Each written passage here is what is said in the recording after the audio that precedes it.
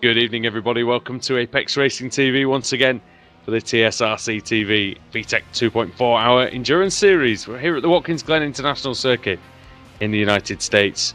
I'm Roger Woodhouse alongside Alex Simpson, Adam Bath, and Sam Fitzpatrick. And Sam, we're here at Watkins Glen. The boot circuit, the long layout here, it's such a fantastic track here in North America, and yeah, we're set for a fantastic race today.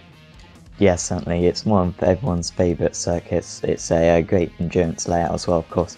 Certainly the 6 hours of the Glen, for me personally, is my favourite event all year. So should be a very good race around here for 2.5 hours. Going to be interesting with the traffic element as well. It's not the easiest track to overtake slower cars, but hopefully these guys can keep it clean up there.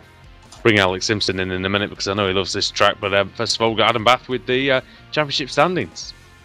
Yeah, it's been a few weeks since we were last covering this series. We're at Montreal for that one. Let's run you through the state of play here. Daytona prototype category, the top category in this series. It's being led by ETA Sim Sport number 6, and that is Philip Sudbeck, with Eric Yeager in second for Missile Motorsports, Rob Schofield for Schofield Racing in third, and Total Downforce Racing in fourth with Riley Thompson and Jimmy Bolian in fifth with Just Win Baby. Then into the GTDs, that is the other class. That's ETA Sim Sport number 4 with Mike Nurnberg there leading the way with ETA Sim Sport 1, so you can sense a pattern here. They are doing pretty well, their team, across the whole series, with Nils Hartmann in second.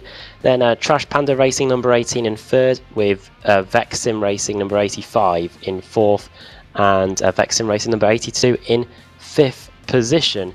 And then moving over, if we look at the GTLM class, this is the GTE cars. They're involved there. You've got Ooms Motorsport leading the way there with West Fraser Sim Racing in second, 4X Racing OGR2 in third, with Jos van der Ven and Klaus Pettersson, and then SimSport Garage number 17 in fourth, and then Racing Community.de Water in fifth with with Fire in sixth. That is a brief look at how things are playing out in the championship standings, and I'm sure we'll be referring to them more over the next 2.5 hours during the race. Sure we will. Qualifying is over. Of course, we're here on the grid waiting for the pace car to set off on our formation lap, Alex, and we enjoyed this race a lot, didn't we, when we went to the circuit Gilles Villeneuve, and here at Watkins Glen it's going to be slightly different race, slightly different characteristic of the circuit, but we expect the same action out there. Yeah, I think we'll have a great race. I mean, Watkins always seems to give us, fantastic racing. It's just made for sort of overtaking and good close racing. So multi-class action, three classes, and 3 separate battles. I'm sure we're going to have as well. So lots of space. Watkins very wide, so traffic should have no issues going through. Obviously, we've got the bus stop chicane as well in this version of the circuit. I'm always a fan of the classic layout where you go straight on there. I just think it does make overtaking just a little bit harder into the chicane, where that long straight, it's a lot easier to get the moves done through Carousel Corner. So should be interesting to see. The prototypes, of course, lots of downforce on those cars, so they're going to love the high-speed sweeping corners through the boot section. And yeah, the GT3s and GTEs, they will be they'll be fairly close here. There's not a huge difference in sort of the advantages that you're going to get off of the GTEs, so we might even see some of the pack mix up there. But yeah, it's going to be a good race. Pack goes through the S's section here, Sam. It's obviously one of the main pressure points on the opening lap, where we've seen many times incidents up there, and the track can get easily blocked, so the drivers are going to have to be vigilant because it's a long race. It's 2 hours and 24 minutes. Yeah, definitely.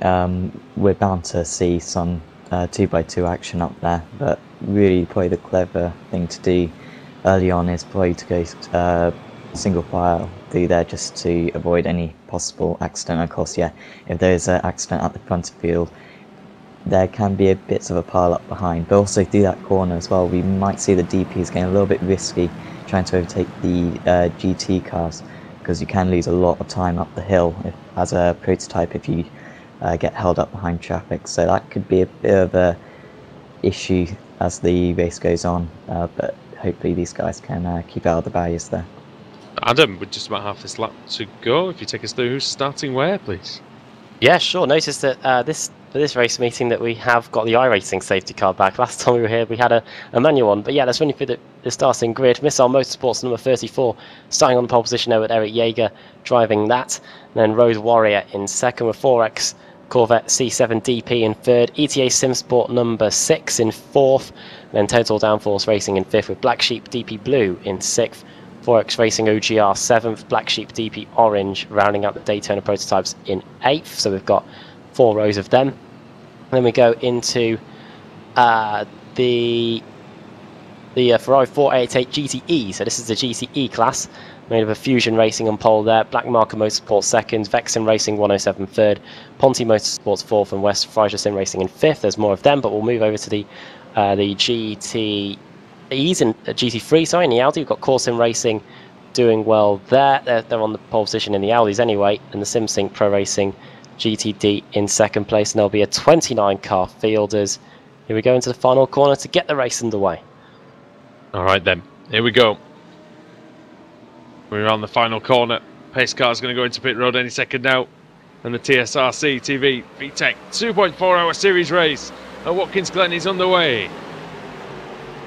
The Daytona prototypes already searching for a space. To the first corner they go. Good start then by Eric Jaeger, running that number 34 Missile Motorsports car up the hill then. For the first time, Kim Salverson in second place for Road Warrior with Philip Sudbeck in the ETA SimSport 6 car. He's gained 1 spot already. And now the slipstreaming battle begins, Sam. Oh yes, and just looking back at the GTs, seeming to be getting through okay, a little bit side by side up the hill, but at the moment no contact. Overtaking is going to be tricky, and in the GT3 class, Adam, they're into the first corner. Yeah, they are, and it's the Mercedes leading the way, but watch out for the Corsim Racing car in second place. That is driven by Nika Malgren. As we go up through the S's then, not too much room for manoeuvre here, but a really good run by the Corsim Racing car. If he's able to hold on to it as we go onto the back straight, you can see how that Armco barrier really looms up in the background. The front 4 already away. We've got 3 Mercedes, sorry, 2 Audis, 2 Mercedes. It is pretty close there going into the S's. Yeah, and bus stop chicane, it does kind of break up that straightaway section. It doesn't really allow much overtaking into there, but if you do make a mistake, then the car behind will pounce. You do get just about enough of a run in these GT3 cars to make it work. So we will see that as the race progresses. Going wide then is the Corsim Racing car, and Nika Malmgren in that one making a slight error, and through into second place Alex goes Francis Sam. Yeah, good move from Sam. I think long way to go on this one though. I expect there's be quite a few changes. The core car obviously had it on the pole position, so didn't get a very good start. So I think yeah, we'll have to wait and see what's going to happen there. Of course, 3 different classes, or a couple of different classes there of car. So yeah, Watkins Glen. Oh, as the leader just runs a little bit wide, so that's Sam up to the lead. Yeah, Simpson Pro Racing G1 into the GTD to take the lead there. Good stuff there, and Francis Sam, he'll be loving this. There's a clear track in front of him already. The Audi driver is clear of the Mercedes of Nürnberg, and then Malmgren in his Audi R8. And well, Sam, what are we seeing in the GTE so far? Well, there are a few slowdowns on the first lap going through the chicane, as we quite often see. And of course, at the first lap round here, if you do get slowed down, you can lose several positions. So I think there were a couple of drivers who lost up quite heavily on that opening lap, but didn't seem to be any contact. I can't see any cars with damage on them, so quite clean, and they all seem to be quite happy just following each other around through this boot section. One thing I have noticed, Alex, it's good to see the number 14 Reverend Racing entry in there again. It's good for the puns at least. Yeah, exactly. We took some delight in that, didn't we? We did. Thank God. So thank God they're back. Yeah, I was about to say, good job. They were all in good spirits about it. Oh, no pun intended. Oh dear. Oh God. Oh no, I'm doing it again. I didn't mean to do that one. So Motorsports, 34 car leading than Eric Jaeger up the hill through the S's section. Fast section here in this Daytona prototype. A lot of downforce here, these cars.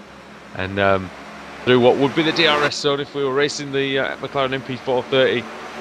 No such thing in these Daytona prototypes. Into the bus stop chicane. Look at the commitment by the second place driver, Kim Salverson. Gained a lot of time under braking. Someone had a lot of commitment. I'm not sure who it was, but they didn't make it. That's for sure. Well, that's one way to do it, isn't it? Yeah, I'm not sure who that was. Just went. Was it flying. the black sheep orange car? Was it? Or yeah, I'm not sure. I couldn't quite tell. The camera angle just sort of showed it flying through the. Just whether they did make it, and it was just a really poor angle. But yeah, I'm not sure. Looking at GT actually at the moment, and Paul Searle in the Ferrari, absolutely flying. He's clear by nearly 2 seconds already, Sam. Yeah, well, brilliant stuff. Oh, there's a few rounds, so not sure. Oh, Sasso Prosen. Prosen. Yeah, we know Sasso well, Yeah. don't we, Andrew? We used to race against him. Yeah. So yeah, shame to see him have some accidents. Put him Quick 9.5 seconds back. Quick driver in the IndyCar back in the day, at least. Very. And he was a good driver. I remember he won a race or two in the series that we used to run, the ARL IndyCar League, which had its first race here, as we always talk about, because there was a gigantic pile-up at the first corner which claimed about 20 cars, I think, and definitely can happen in this circuit. And how much slipstream then, Sam, do you reckon Kim Salverson's getting from that 0.7 of a second behind? A decent amount, I imagine, down that back straight before really from turn 1 down to the chicane. He's probably gaining about half a second or something. Actually, the third place car going very wide there. Philip Sudbeck. Wonder if you might even get a slowdown there to compound his troubles. I will say that it's a sight to behold, isn't it? The way that Salverson attacks the bus stop chicane. At least the first part of it he's absolutely got it nailed. Just gaining so much, gains a couple of car lengths every single time on Eric Jaeger. But as with the bus stop chicane, it's all right being quick through there, but there's no way past, isn't there? No, you barely brake for that chicane really. The entry speed is actually surprisingly high, and you can really cut the first curve quite significantly. So it's extremely difficult to overtake. You're talking about fourth gear maybe through there? Yeah, probably, and then you just got to kind of try to maintain it. Don't get too heavy on the curb on the second curb, otherwise you can lose control of the car, and then as early on the power as possible. But he seems to have that corner absolutely nailed, but he needs to get a bit closer going to turn 1, and actually is quite close now, so he might have a chance down into that chicane this time round. Decent, a little hesitation through turn 1. On the power fairly early. Eric Jaeger looks smooth and controlled up there. We'll be getting the slipstream then with Salverson, and look at the gain now, Alex, in the slipstream, but I think it's just going to run out straight before they can even get within striking distance. And look at that already on the brakes for the bus stop. This is what I talked about. The chicane, it really does sometimes make overtaking very, very difficult on that back straight. Car was just winding up there, wasn't it? I mean, yeah. Without that, going into the carousel, I think we'd have had side-by-side action there. So it goes from a circuit where the overtaking is arguably too easy to where it's almost unnecessarily hard. Yeah. Just by the addition of that one corner, but that's just how. But people, what they might have to do though, we might see a change in mentality, Alex, maybe where people might be having a go into turn 1, for instance, a bit more. Yeah, it's worth doing it there because you're not guaranteed to get absolutely mugged on the way up the hill. Exactly that. That's exactly what I was going to say. You've got an opportunity to do it there, so it just opens up different areas, because otherwise you wouldn't normally consider it at all, because like you say, you just get mugged. I do enjoy the circuit myself as well. I know it's one of your favourites, and I remember I did the 120 minutes of Thunder here, and that was a great race to do, and in the old Daytona prototype. So we know how fast this circuit can be, and how challenging it is over a long period of time, and concentration's really going to be key here, isn't it? Oh, big time. I mean, 2.4 hours. So you know, it's quite a long time to race. I mean, obviously there's some that are doing it solo, some that have got teams. So yeah, I think, you know, those guys that are going to run the whole thing, once you get to about that hour and a half mark solid, I think that's kind of when, you know, you can have those little lapses of concentration. So I think that's what we'll be looking out for. Move potentially. Having a look into the carousel is Kim Salvers. I was just on board there, and major lifting and coasting going on into the bus stop about 400 yards before the corner. So definitely thinking about the fuel, thinking about the long game and the later pit stops into the GTE category. Well, we do apologise to Paul, so we're not really showing him much so far, but he's 3 seconds clear. So that's always the danger of when you're driving so well, you don't often get on the telly. But there he is, and Fusion Racing car looking absolutely fantastic at the moment, and looks like he's taking this one on his own, Sam. Yeah, looking absolutely superb up there. I like Cross Fusion are a big sim racing team, and I'm sure Paul Searle's has had plenty of preparation for this race, so very good car underneath him. But yeah, good to see him up there, and he does certainly seem to have a pace advantage. I imagine they're doing it as a team. They're going to have a couple of drivers, so it'll be interesting to see if his partner is just as fast as him.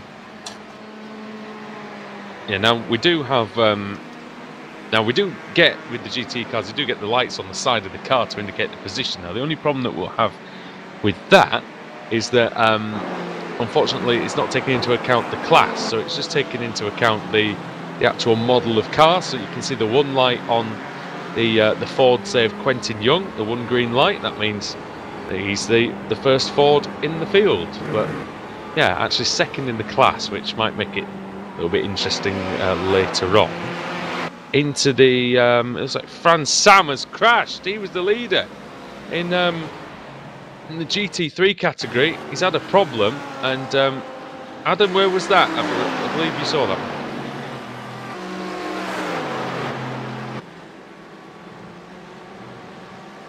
Clearly not finished his chicken and chips, mate. No. Well, just about to watch it back on a replay. It was with car 12. Through the it was bus it was stop. in the S's, yeah, in the bus stop. Sorry, Ad.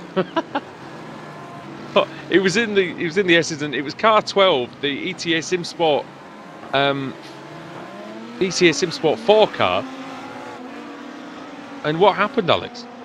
Yeah, they're just side by side through the chicane there, through the bus stop, and just a tiny little tap on the rear quarter panel, and yeah, car just got a little bit loose and away she went. So yeah, racing incident, I think. They were battling hard. There was, you know, room was given both ways, and yeah, they were just too close together. Well, Stefan Slasher at Race Control is investigating the incident. No further action. Do you think that's fair, Alex, from what you saw? Yeah, that's what I would think. Definitely a racing incident. And Bastian Reitermuller was having a look on Franz Sam, but Franz Sam now is away and trying to catch then the cars in front. So he's down to third place now. Sorry, fourth place in the category is Franz Sam. He's got some work to do in the remaining time, which is 2 hours and about, well, 2 hours and about 10 minutes.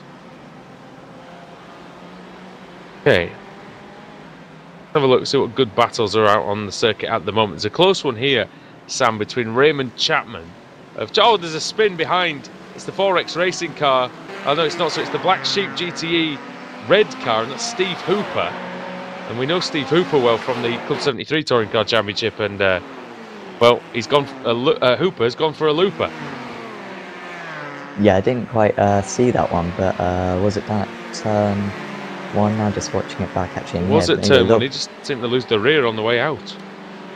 Yeah, I think he may have even got on the grass in the entry. I'm not quite sure. I got a little bit of lag on my end, but yeah, that's going to cost him quite a lot of time. I'm not sure how many positions. He's lost probably 4 or 5 positions there, so going to be a little bit difficult for him to recover from there. But just quite a needs big to get time back loss into as well, because he had to avoid the wall. Yeah, definitely. Yeah, he very nearly hit it actually. But yeah, going to be a long way back now for Steve Hooper. a lot of time to make up those positions, of course. All 29 cars are still running, which I'm pleased to say. The VEC Sim Racing number 85 car with Stefan Modder is the last car running, and that is the Audi R8 on your screen at the moment.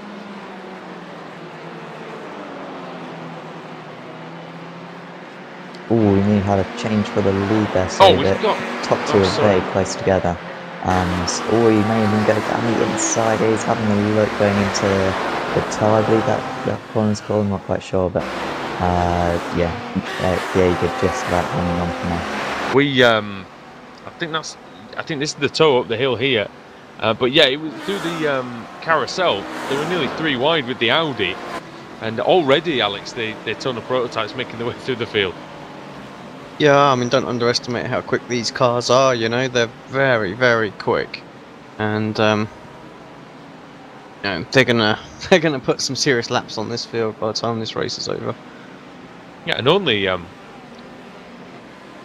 4 seconds quicker in the qualification. So impressive speed shown in the race by these Daytona prototypes, these Corvette DPs. Hasn't helped Kim Salverson though, really. Still not able to make any inroads on Eric Jaeger, not to get within striking distance of a move anyway.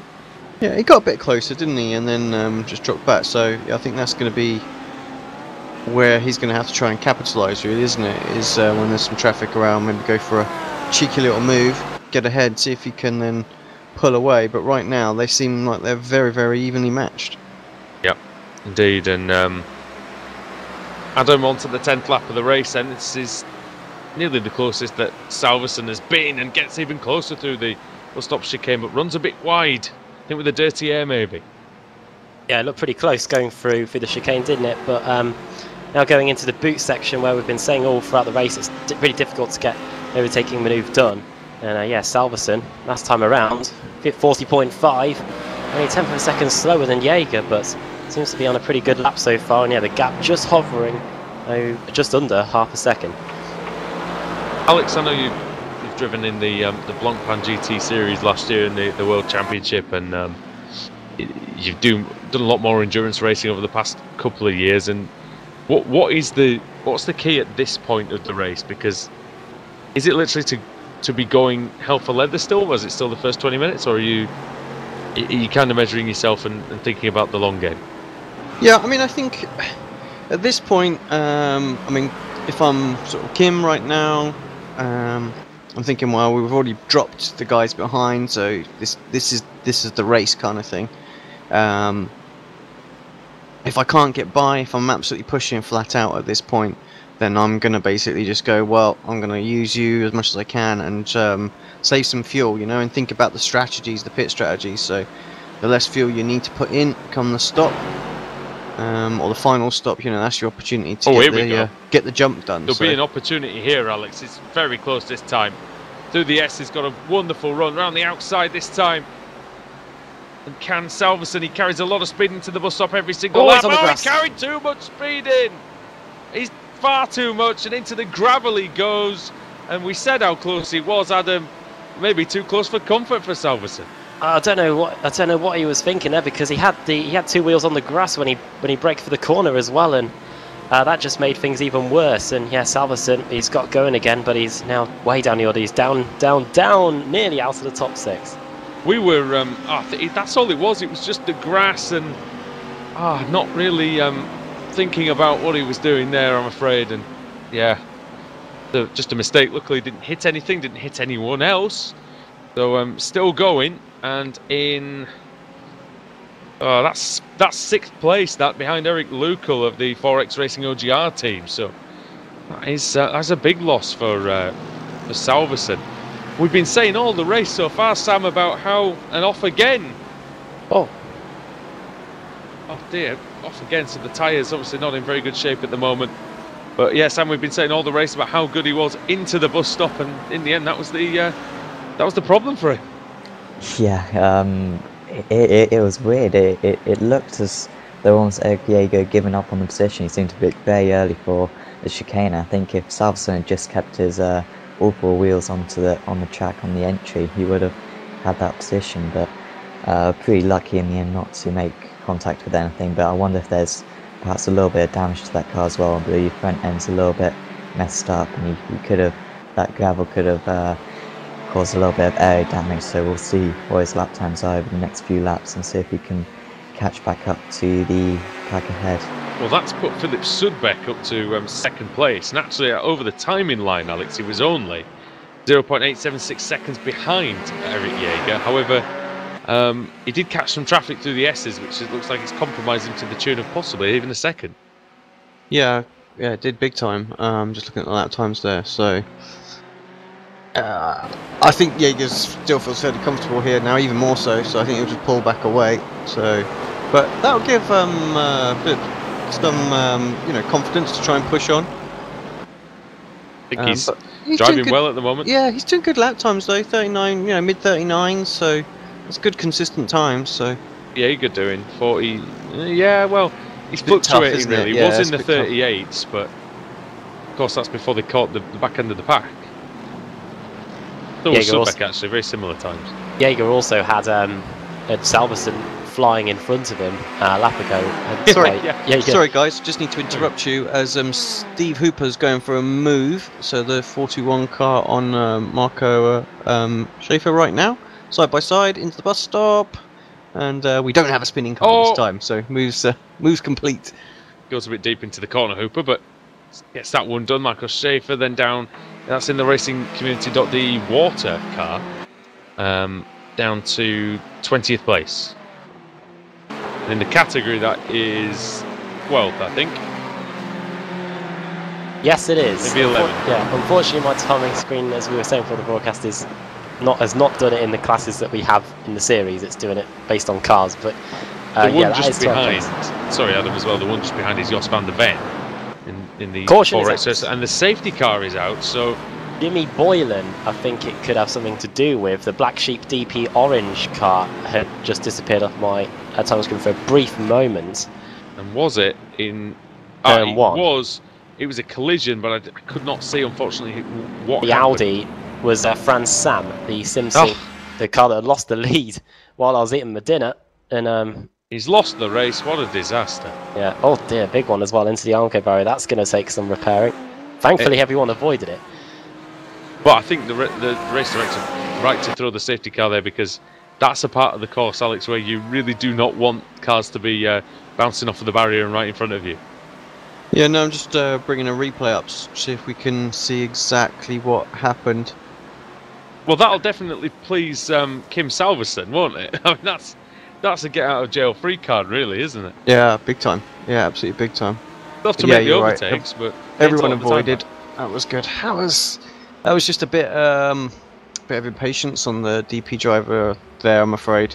Ran a little bit wide coming on the corner. I know you can use that runoff area there, but just yeah, if there's a car there, he's got the right of way, he's on the racing surface and you're not, so you kind of got to get out of it and get around him. So that is exactly Adam what's happened. Just confirmation on the screen there that the incident between cars 910 and 102 is under investigation. From what it looked like to you, do you reckon anybody's in any bother with the stewards on that one? I'll have a look at it again. I didn't see anything really wrong in it. Just a classic multi-class racing incident. Racing incident, really. I'll just have a look at it again. Yeah, the DP carrying a lot of speed for the first corner, and yeah, just trying to get back on the track. And it can be misleading because obviously you can't see the front of the car and you don't know where the front of that Daytona prototype is.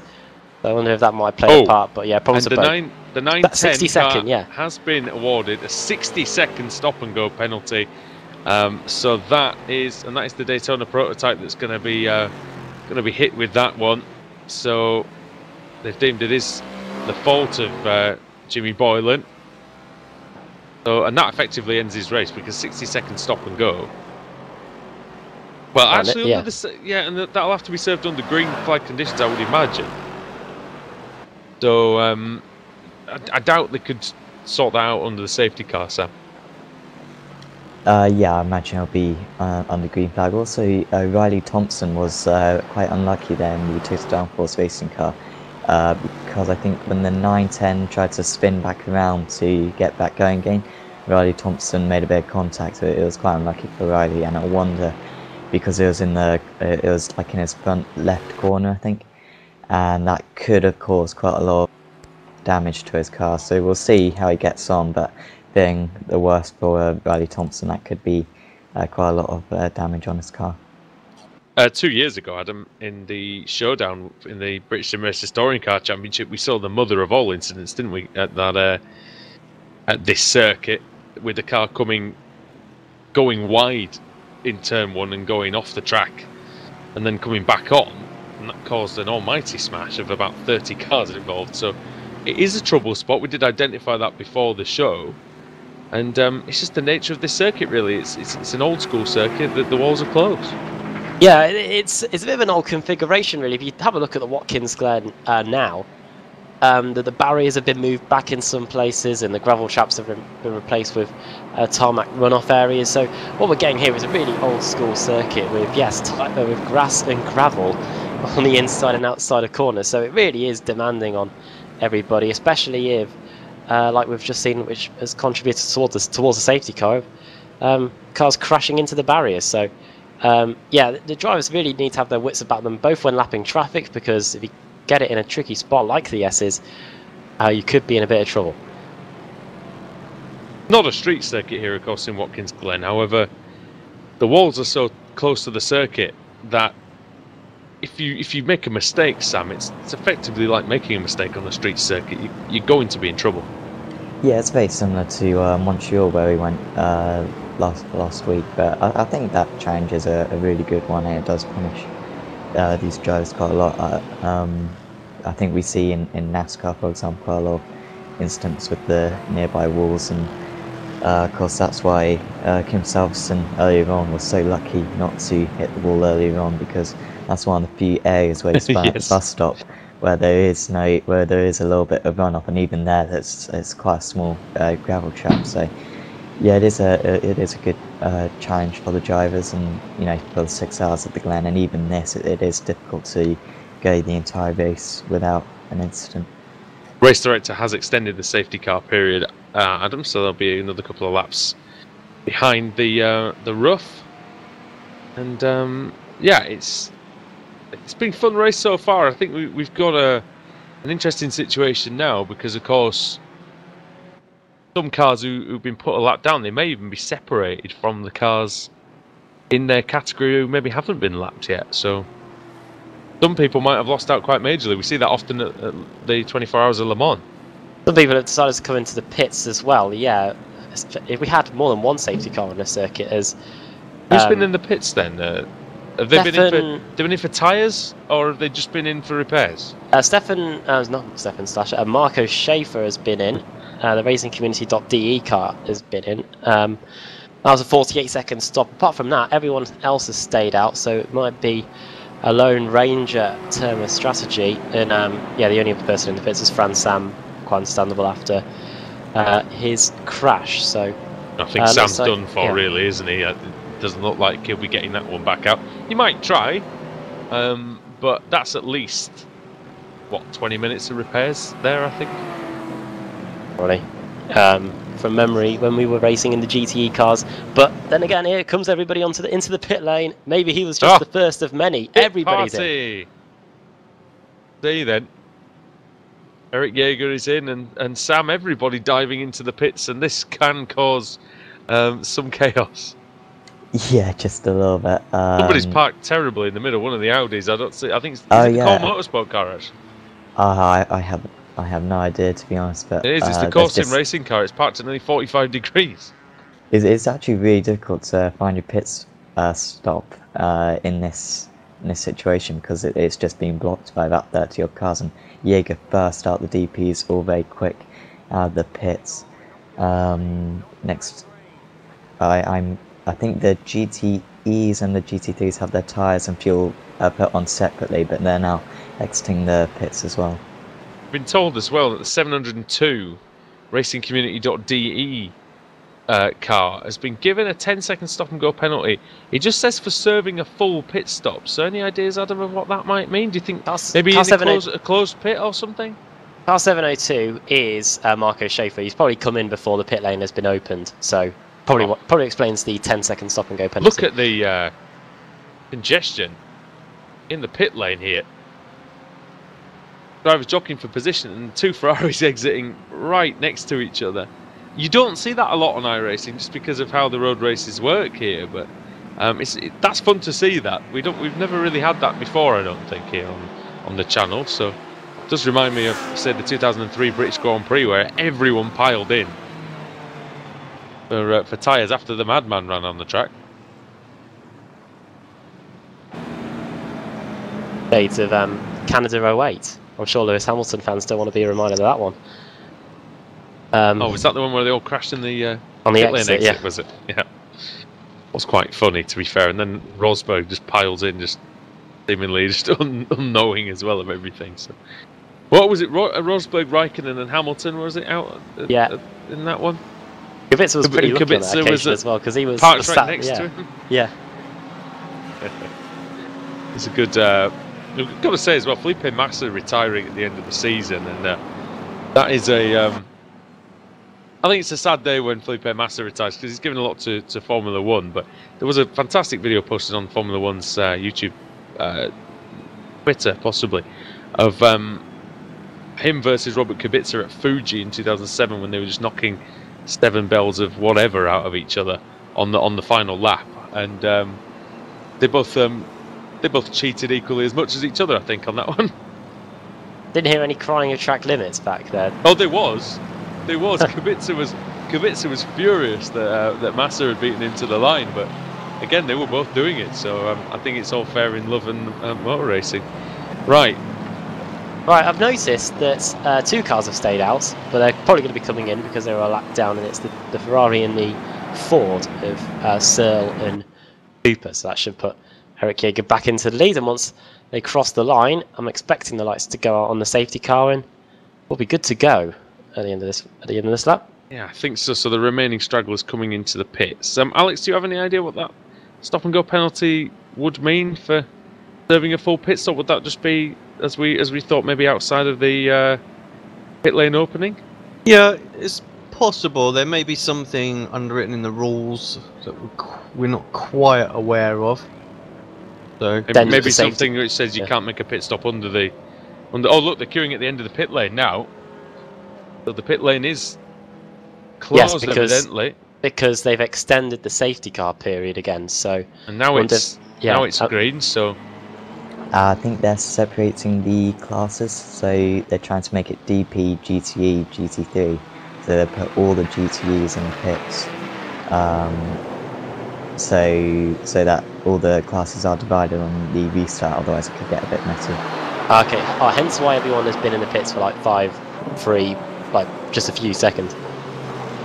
Now that makes sense then. Oh, so maybe that's what they were doing. Maybe they brought everybody in, and maybe a full pit stop wasn't supposed to be served. We'll see what happens with that when we later on. We'll see if we get some clarification from you at some point. This is Apex Racing TV. Thanks for joining us on this Sunday afternoon. Andrew Woodhouse, Alex Simpson, Adam Bath, and Sam Fitzpatrick for the TSRC TV V-TEC 2.4 hour endurance series from the Watkins Glen International Circuit in the United States. And we've had just under 35 minutes of racing here. This 2 hour and 24-minute race. We've seen some action going on. We've seen a good battle for the lead in the Daytona prototypes. We've seen some good stuff going on in the GT3s as well. And Adam, looking forward to the remainder of the race because I think it's going to be very exciting if it carries on as it has been. Yeah, because what it's looking like is an effective reset now. We've got all the GTEs and the GT3s back together again. The Daytona prototypes look like they have made scheduled stops. In fact, looks like so have the GTEs because they've been into the pits twice. So I think those top 2 classes have made stops. In fact, forget what I'm saying. All 3 classes have made pit stops during that safety car period. Genuine scheduled ones as well. So apart from Searle and Hooper. Apart from Searle and Hooper, yes. They haven't. Yeah, they only did the drive-through that they needed to do, where they stopped and hold for the traffic kind of thing. So they haven't actually gained the tyres or anything like that. So Looks like there's been a little bit of a confusion about the Yeah. rules on the chat, so we'll see. Maybe they've just done something on the fly here, which sometimes helps the racing question, but doesn't always set a good consistency. So we might have to see whether anything comes of that. But the classes do look like they are where they should be. Lights are still on as well, so we're going to have one more lap. Get at least one more, yeah. And Yeah, I think sorry, Sam. So yeah, I think the GT3s are going to be pitting in this lap, so that they'll go behind all the GTEs, and then we'll have the DPs at the front, the GTEs in the middle, and then the GT3s at the back, just to reduce any confusion at the race start. All the while as well, Alex, it's allowing drivers to save fuel, it's allowing them to conserve the tyres, keep everything cool, and it'll be benefiting a few people out there, I'm sure. Yeah, definitely. I mean, I think those people who know what they're doing as far as strategy, you know, and can adapt on the fly are going to be quite happy at this point. But those that haven't got any tools or just on their own, you know, they're trying to drive and recalculate now in their head, you know, it makes things a little bit more complicated for them, doesn't it? So yeah, and that's the thing, is this is another component to endurance racing that people don't seem to really to understand if you're not a motorsport fan, is that, you know, there's a lot of brain power being used in the cars as well. It's not just horsepower. And here is well, the lights have gone off on the safety car, Adam, so it does mean that we've only got this 5.42 kilometre lap to go before the race resumes, and it's been a nice little break for us maybe, but the drivers will be itching to get back going, and we want the race to continue. We want the same action that we had before the yellow flag. Yeah, it was actually starting to get a bit interesting, wasn't it, with the top two in the Daytona prototypes getting pretty close. We'll see what happens this time, though. This safety car period has been a heaven send for the Road Warrior team, and Kim Salverson, after that spin whilst trying to get the lead, he's now only, well, on the track right now, 3 seconds away from the leader. We'll see if he's able to get any of those positions back in quick order. We'll get this race back underway. And yes, Stefan Schlascher, the race director, telling everybody that the safety car will be in at the end of this lap, and we will be going back to green flag racing. Definitely ruin that mistake will Kim, sorry, yep. I just want to pop in that we have had confirmation that it was because it was a closed pit condition at the time. Okay, great. Very much, and yeah, that would make sense. So a stop and go penalty there. Like I say, I assume these stop and go penalties are going to be served under the green flag conditions. Remember, we were doing a Canadian Grand Prix, but with the DW12s, and remember Martin van Loosenholt had such a massive lead, and there was a safety car about 10 laps to go, and he pitted while the pit lane was closed, and ended up costing him a victory.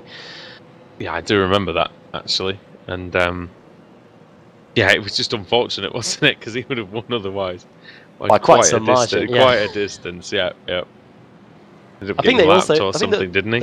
The funny thing was, I think they threw the safety car just to make the race a bit more interesting. I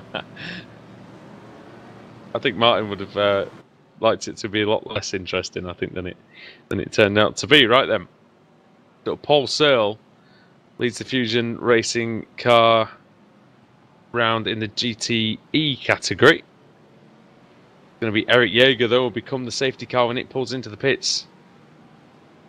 He'll choose the right moment to go. He may go straight away. That might be the sensible option. Yes, he does. He goes. He's away. The green flag's going to fly, and we're going to be racing here at Watkins Glen once more. Oh, I wonder if Sudbeck's close enough into turn 1. No, he isn't.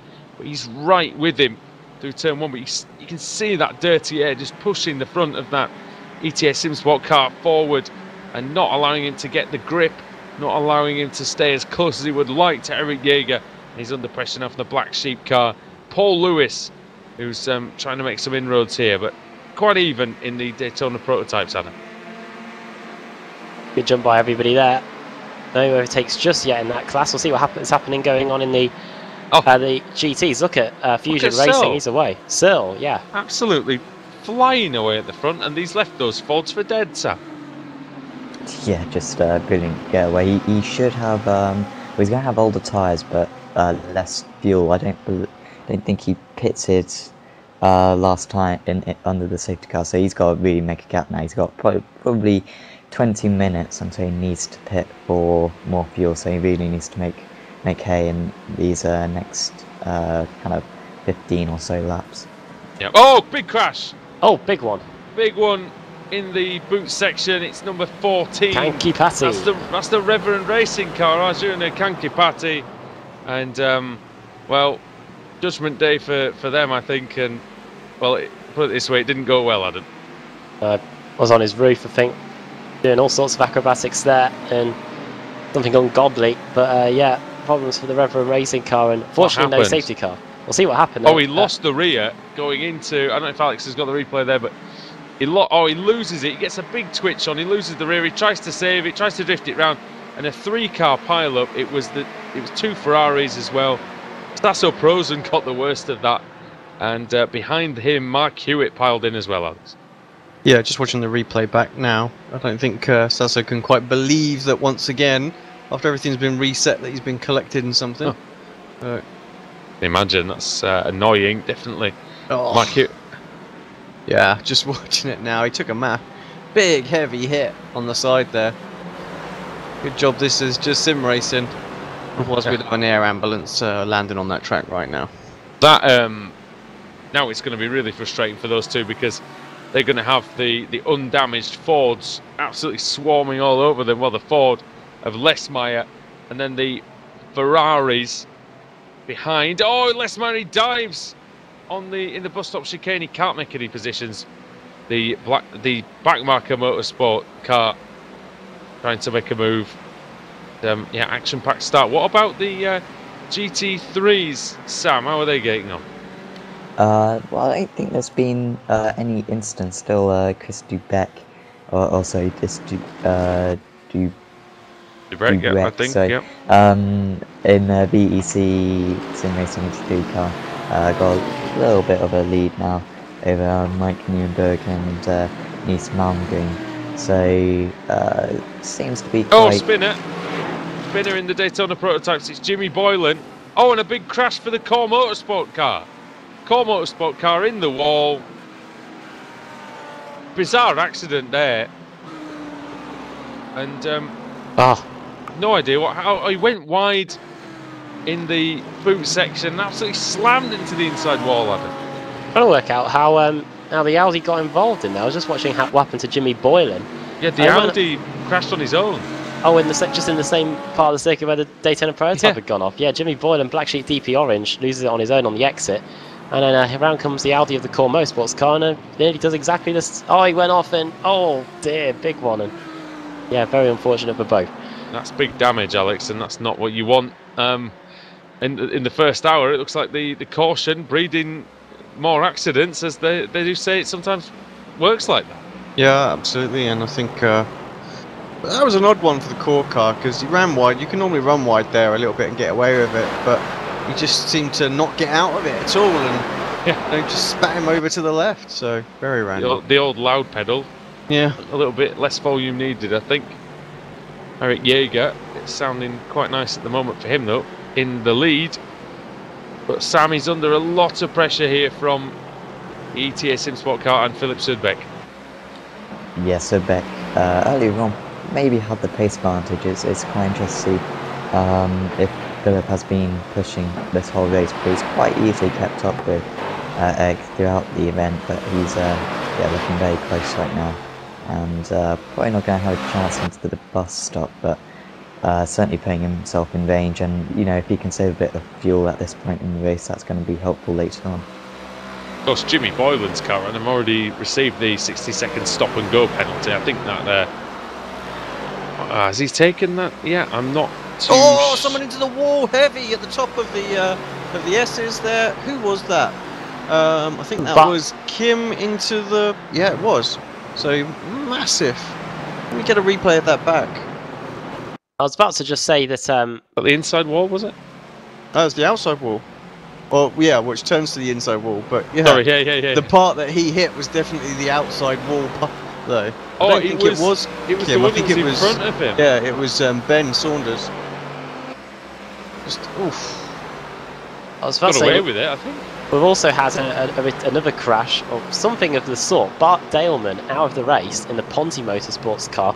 Very bizarre. He didn't hit anything. He just had a moment and then pulled to the side of the road. Had enough. Maybe And that's the Ferrari out of the race then. For me. Also having his pit stop now, so he's definitely off strategy compared to some of these others. So Going with a lighter fuel load at the start of the race, maybe? yeah, well, it's all confusing. As opposed to the end? I think it's just this caution's thrown in the mix because I'm not really sure who has pitted, who has done a full pit stop or not. Yeah. So that's the thing. People that made 2 visits to the pits have made scheduled stops. But well, it looks like anyway. I don't remember them having to come through the pits twice just to sort out the field. So, incident involving cars 91 and 22, and number 55, lap 19, turn 1, under investigation. That is involving, as he scrolls down the timing screen, car 55 is 4X Racing. Car 91 is Jimmy Boylan in the Daytona. Well, that's car 910, isn't it? But I can't find 91 here. Backmarker Motorsport. That's the Ford. Okay. That's Lesmeyer, Carsten Lesmeyer. And number 22 is the Bart Daleman car that's now subsequently out of the race. Ah, so something's gone on there with Daleman then, hasn't it? So that might be why he's retired from the race more than anything. And number 22's got a warning for jumping the start. No, that jumping the restart? That would have been 22. Who is 22? That is the Daleman car, 22. Daleman. Yeah. Huh? And there's a move here. Lesmeyer going through on the inside on the damaged Ferrari of Mark Hewitt. So, yeah, Hewitt's in all sorts of trouble. He's probably not going to have a lot of aero efficiency there, Sam. It looks pretty knackered. Yeah, and around the circuit, you kind of need straight line speed. A little bit of air damage can really affect you around here, and can really affect whether you can make moves or defend against other drivers. So that's going to be quite annoying for him for the rest of the race. But you might get the majority of it fixed up with the next pit stop, or at least we'll hope that, and maybe he'll be okay for the rest of the race. Gone down as a racing incident as well, the one we were just mentioning between the 91, 22 and 55. No further action for that. And there is action at the front though. Battle for the lead. Now side by side then into the bus stop chicane. Eric Jaeger late on the brakes and manages Adam to maintain the lead. Right there, that was an early shot there by Philip Sudbeck, who's had a good race so far. 2 positions gained to try and get the lead. Might need to watch out for the Road Warrior car, because Kim Salverson, since the restart, has put his head down and has got most of the positions back, and he was the quickest driver of anybody on that last lap, 38.5, and he's now maybe 3 seconds behind, but now he's got a clear track in front of him. Might be able to chase after these front 2 drivers that are in front. Yeah, 0.2 of a second quicker, Alex, and he'll be really wanting to make up for that mistake earlier on, which cost him the lead. Yeah, I mean, pushing now as well, isn't he? So still a long way to go. So, like you say, he doesn't need to push too much. We've seen people make mistakes, and I feel like you know, you want to get the lead back, but there's still a long way to go. So don't overdrive it at this point. Yes, no, definitely, that's the key. Just like smoothness, Adam, that's key as well. But it is key, isn't it? Yes. That's what he needs. And he doesn't have a really good lap on that last one. 13.92, Kim Salverson. So he is getting there. Gap is around the 3-second mark from second to third. But yeah, another 0.2 of a second taken out of Philip Sudbeck. And even with the slipstream that Sudbeck is getting, Kim Salverson's Scandinavian driver seems to be lapping a little bit quicker. Yeah, and looks like going well in clear air. In fact, the whole Daytona prototype class, well, most of it is going really well. There's only 8 seconds between the top 6. Total downforce racing with Riley Thompson, 31 seconds down, but I think that was an incident. Paul Lewis, big incident, smashed his car through the bus stop. He's got a lot of damage on that one. Seemed to miss his brake checkpoint or something that had to go onto the grass, and he's lost a lot of time there. That's the Black Sheep blue Daytona prototype. Got some damage to the front of the car now. Ah, yeah, he had a moment just on the entry into the bus stop chicane, got him offline, and then he had to go across the grass. A little trip through the air as well. Yeah, and it back on his way. Did damage the car, didn't it? As he, it was a service road, wasn't it? As he came back on over that, that's what did the front end damage. So we're hoping that doesn't affect him too much in a straight line. Otherwise, it could be a long middle and end part of the race for him. 50 minutes gone here at Watkins Glen, the TSRC TV V8, that's a bit. TSRC TV V-TEC 2.4 hour series. 38.3. Now is 0.3 of a second quicker, Kim Salverson. So he's really getting a wriggle on. The gap was about 4 seconds a few laps ago. It's now down to 3.4. He's consistently taking time out of Philip Sudbeck, who is also just starting to lose a little bit of touch now with Eric Jaeger, our leader. But they are now coming into the traffic, and this will definitely close things up. As you can see, Eric Jaeger really held up by the Audi in front of Robert Nuremberg. Yeah, and that's the nature of the mixed class racing. We say it all the time, you know, traffic, how you get through the traffic, it's how you let the traffic get past you. And that is, and it's when you catch the traffic as well, Alex, as that was not what Eric Jaeger would have wanted. Sorry guys, just muted a little bit as there's a lot of commotion going on here, but no, traffic going to be key, and I mean that gap has just come shooting down. It's 1.1 seconds now, so... There are a lot of fireworks outside your house, is that basically what you're trying to say? Or? No, it's not fireworks, I'm afraid. That's the case here. Yeah, that's what I could just hear loud bangs outside the window all the time, so... Yeah, if you hear that on the broadcast, I do apologise for that.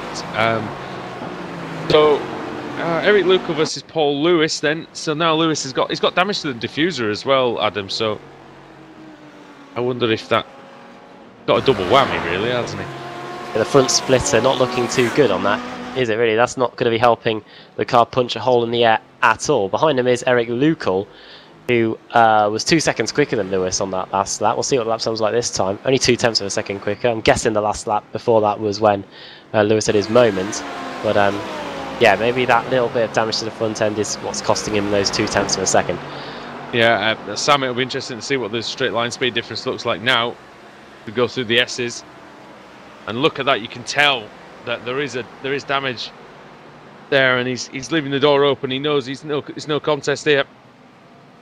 Yeah, probably the wise thing to do. Yeah, it's going to be tough now until he gets his pit stop, and even then, I imagine he's going to probably have about 1.5 minutes of optional repair. So that's going to be really tough for Lewis to get to the end now. But he just probably needs to hope for caution, perhaps bunch the field up later on, and he might have a chance. But just needs to make sure that he stays safe now. Hope the attrition rate, but yeah, he's going to struggle to keep up with the drivers ahead now. There has been a spinner, and it is Carsten Lessmeyer in the Black Marker Motorsports car. It was at the top of the boot section, just rejoining the cup layout. So he put 2 wheels onto the grass, something we have seen a little bit today. And yeah, the 91 Ford looped around him. He has got going again. He was running in about second in class, but he's now down to about second, third, fourth, fifth, 7th place. Yeah, and he's had an interesting race so far as Carsten. Just adding to that, backmarker motorsport car. He doesn't want to be in danger of making himself a backmarker in this one. Another one that just caught the grass on the way in the braking zone. Yeah. This one beauty about Watkins Glen, it's old school circuit, isn't it? Where, you know, past the white line there's grass. What a novelty these days. Funny that, isn't it? Drivers actually getting punished for mistakes. And but again, you know, I'm not completely against the new circuits, but to me, you know, racing, like if you're the best drivers in the world, or some of them, Adam, if you make a mistake, you've got to have a consequence for that, haven't you? Really? Yeah, we were saying during the caution period about how great this is, because yeah, during the caution break we said that Watkins Glen itself has been updated since this scan was done for iRacing, and there is a few bit more runoff areas, but the layout that we've got here, the configuration that we've got, really does punish you. And if it's not the grass or the gravel that gets you, it's those Armco barriers. So yeah, the drivers are going to be watching out for this one for sure. And there's a couple of high curbs as well, which can unsettle the car. It really is a challenge. And there's some slightly older surfaces, Sam, as well, similar to Sebring. There's a couple of surface transitions and whatever where they've patched some new concrete or tarmac in, and it just makes it interesting. You've got to really pick your line in some of these corners to take advantage of the new tarmac. Yeah, definitely, and of course a lot of these corners are banked as well. We've got a couple of off-camber corners. It's a really good blend of fast and slow corner, or fast and medium speed corners. There's a bit of a lock up there. I think that was Philip Subek trying to get past the GT3. But yeah, it's a really good track here. I think I only know one person who dislikes it. Sorry, Sam, just quickly, there's a battle going on between Mark Figueras in the 4X racing car, it's number 55, versus Philippe Gaillard in the 107 VEC sim racing car, and they are very, very close together going through the boot. But yeah, sorry, carry on. Yeah, I was just talking about the blended corners there, but Philip's very close to Mark. It's on the inside, had to just back out a bit. Probably a wise thing to do. Just needs to line up and move now for the bus stop at the end of the back straight. But yeah, just needs to nail turn one, get a good exit up the hill, and he's going to be in range for an overtake. Like he's just got a lot more straight line speed than him, Adam, even though no damage it looks like on that number 55 Ferrari. Trying, isn't he, as we go through the S's. Mark Figueras there, and Gaillard. We'll see what speeds these Ferraris can get as we go over the top of the hill. There's that wall on the exit, the tunnel turn if you like, because there is the tunnel that goes underneath the circuit at that point. Gaillard getting up to 266 kilometers an hour for jamming on the brakes going into that corner. Kim about 160 miles an hour, isn't it, at least? Kim Salverson is, for a second I thought it spun, but I think he was just having a few connection issues. The Road Warrior car, I saw the gap going up, but I think he's had an issue on that lap because the lap hasn't been as quick as it was. And look at him there, flying with the car on the exit of the first corner. Yeah, the gap's still 2 issue, seconds. I think. He lost about a second there, didn't he? So having a bit of a blip with the connection, I think. Eric Jaeger still leads, and it's just under a second between the two of them at the front. So quite an interesting one. We're going to the lead in the GT3 category now.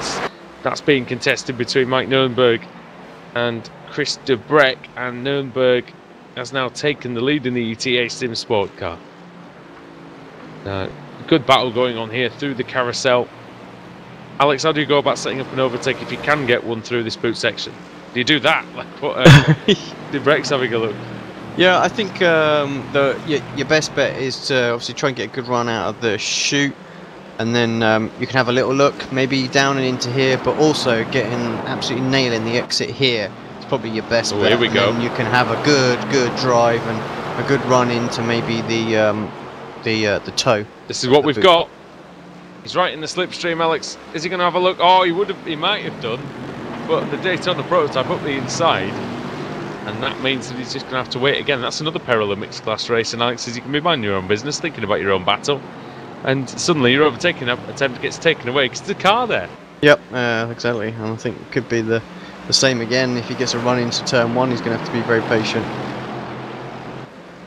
He is. Oh, there's a very similar pace. I think he was trying to scare him off the road there. Oh! What? That was Eric Lukel, I think, colliding with one of the GT3s. It was one of the Mercedes going through the final corner. Looks like he hasn't given him too much damage, but yeah, a little hit with the tyre wall there. Which car is he again? Lukel, the 4X OGR car in 6th place. Oh, that's it. Yeah, a little bit as well. So, one of our leaders in the GT3. Going through on that battle that we just mentioned, actually, yeah. Trying to, all over the place, Luco. On the brakes though, from the Merc. It surprised me they're even able to get that close on the braking. Good car is the Mercedes. It handles pretty much every single track well. Likes the curbs. And it just looks really stable when it's going around the track, Alex, doesn't it? It just looks really sort of placid and easy to drive. Yeah, I really enjoyed driving the Merc, I have to say. I can't remember if we did a Blancpain season in it. I'm not sure you did. You went No, McLaren. I think, but You've done McLaren twice, haven't you? No, we didn't. We did McLaren in the qualifier, and then we did go to the Merc, and then we went to. You do Audi once. Then we went back to the McLaren. So. But yeah, no, it was a nice enough car to drive the Merc. I mean, it's a bit heavy. It feels a bit heavy, but actually, it's. But you know what you're going to get. You know what you're going to get from it, though. I think that's the thing. It's not going to surprise you too much. Yeah. Yeah, it's a very consistent car, easy to sort of set up, and I don't think necessarily it's ever been the quickest, but it's just one of the best all-rounders.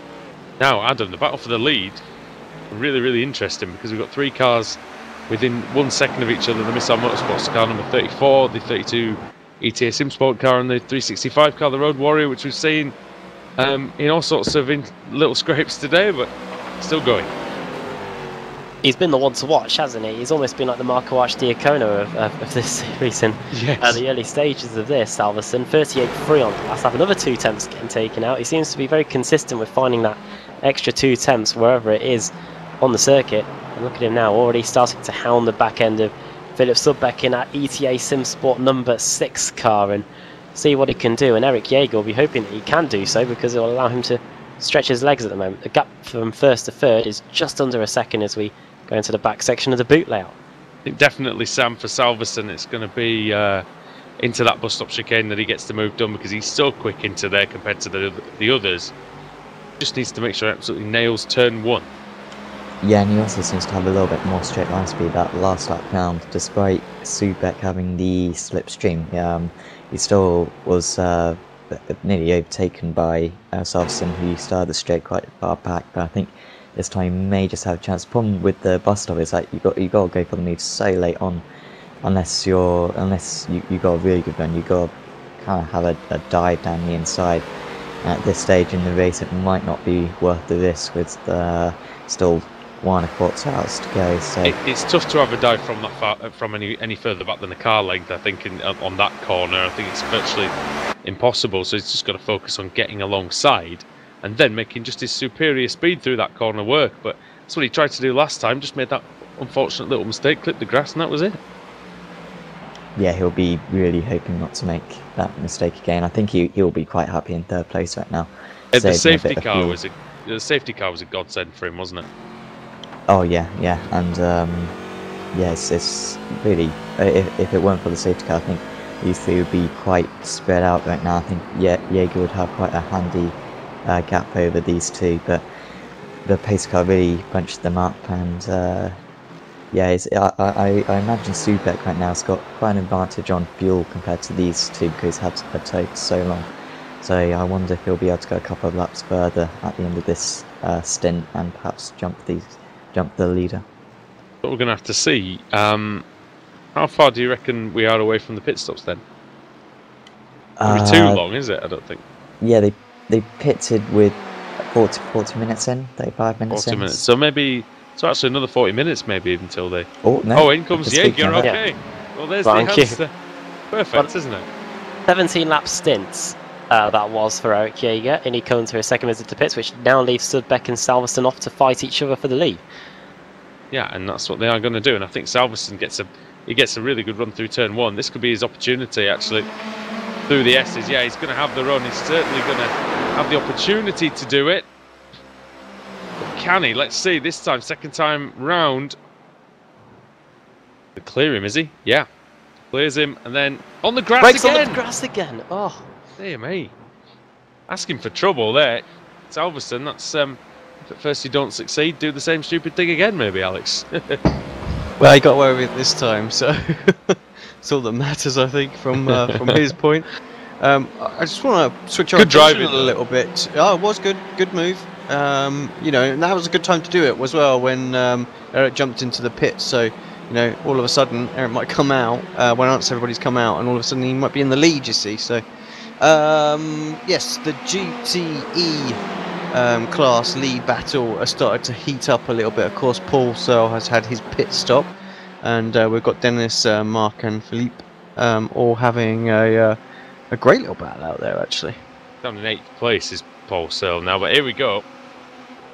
Dennis Andlauer, Mark Figueras, and Philippe Gaillard.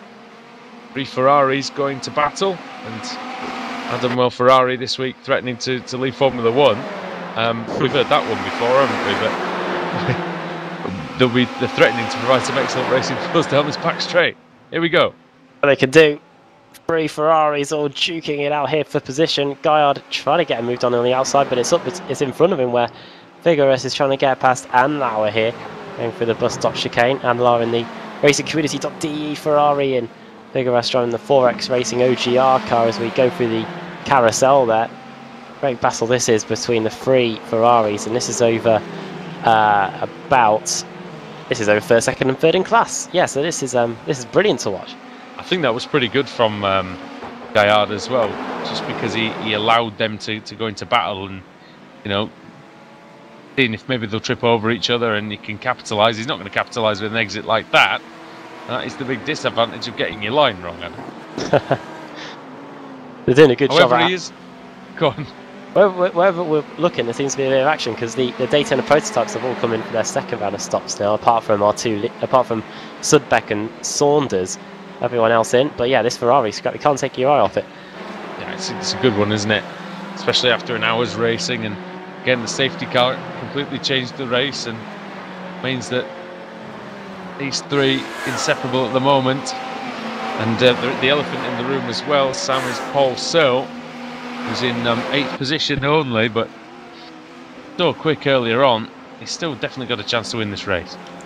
Yeah, I wonder if he may even be able to make one less pit stop than the drivers ahead of him, so he could still work out for Pulsar, and earlier on he was a class above the rest of the pack. Just going to point out Kim Selverson managed to jump Eric Jaeger in the pit stops. He's now about 1.5 seconds ahead, so Selverson into the theoretical lead, I guess, once Sudbeck makes his pit stop. And Sudbeck is in, actually, so this is going to be close to see if he can stay ahead of Kim Selverson. Yeah, we've got a good second half of the race coming up, Adam, I think. Yeah, we have. It's all falling into place. There's a problem for Dennis Andlauer. It looks like he's dropping down the order. He's had a spin. Oh, he's been hit. Been hit by by Mark Figueras, and he deposited him into the outside wall. Oh, this is extremely close for the lead now. Yeah, so just about held in the lead. Sorry, guys. Oh, actual lead. Philip Sudbeck. I thought he was talking about the Ferraris. Yeah, Philip Sudbeck versus Kim Selverson. Oh. These are 2 cars that have pitted already. Sudbeck emerges just in front. Very close there, going into the bus stop, and look, there's 3 of them there now. So Eric Jaeger's gone from the 1st to 3rd, and what an awful line there by from Sudbeck. Mistake. Awful line. And that means then that Selverson's trying the inside, but luckily that awful line put him on the right line for the this corner down here, and contact, I think, between the other 2. Oh no! And they're going to hit each other, and they have. And Philip Sudbeck, well, Merry Christmas to you, because that's just exactly what he would have been hoping for. Was a mistake by the other 2, and it looked like a tiny bit of contact, Adam, at least from my angle. I'd like to see that one again. Yeah, I think I might have a look at that again as well. I thought at first he lost it on his own. Just looking now, going through the bottom section. Yes, the tiniest touch, and he gets collected as well. And that is a lot of damage to the front of Jaeger's cars too. Incident involving car 55 and 701 from lap 35 under investigation. Car 55 is Mark Figueras, and car 701, I'm guessing, from Dennis memory, Andlauer. it's Dennis Andlauer. And Andlauer's had to tow back to the pits, so I reckon if a penalty will likely be heading his way.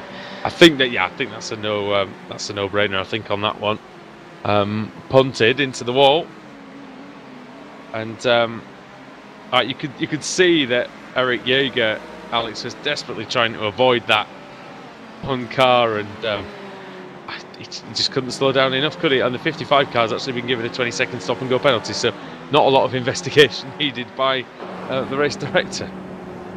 No, that was unfortunate, but yeah, I mean, we were having such a great battle there, so I think that's. Did you see that one?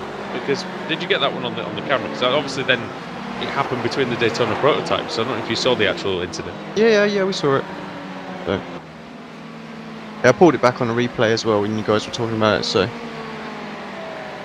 yeah, it's just one of those things, isn't it? And I guess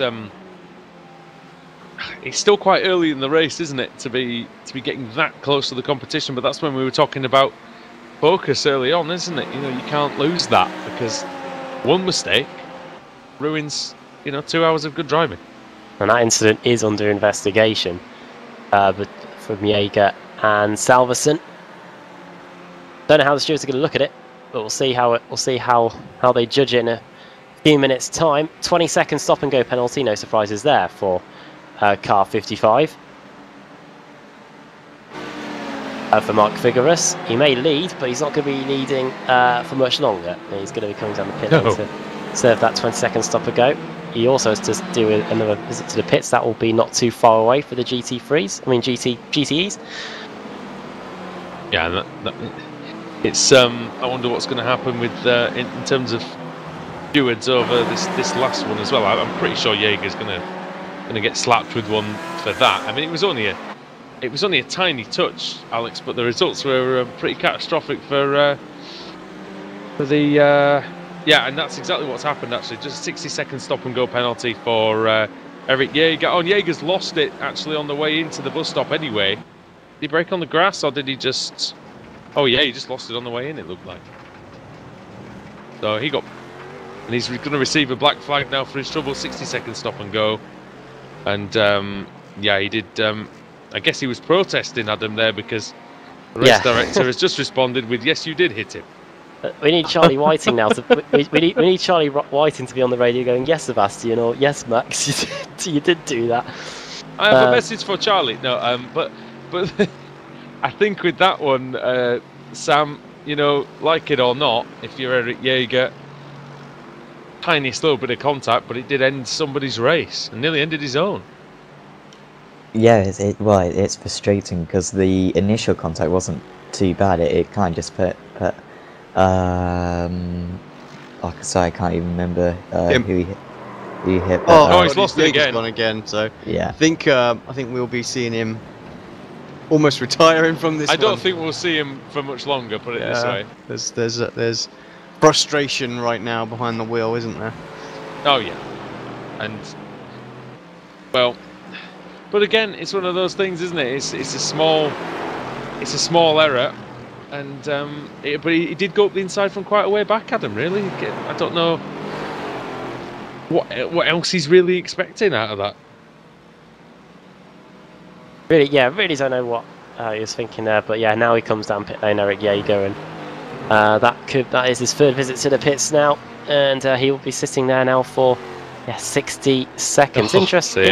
Interesting how the Ferrari crash was judged as a 20-second stop-and-go penalty as opposed to this one with 60. I don't know what.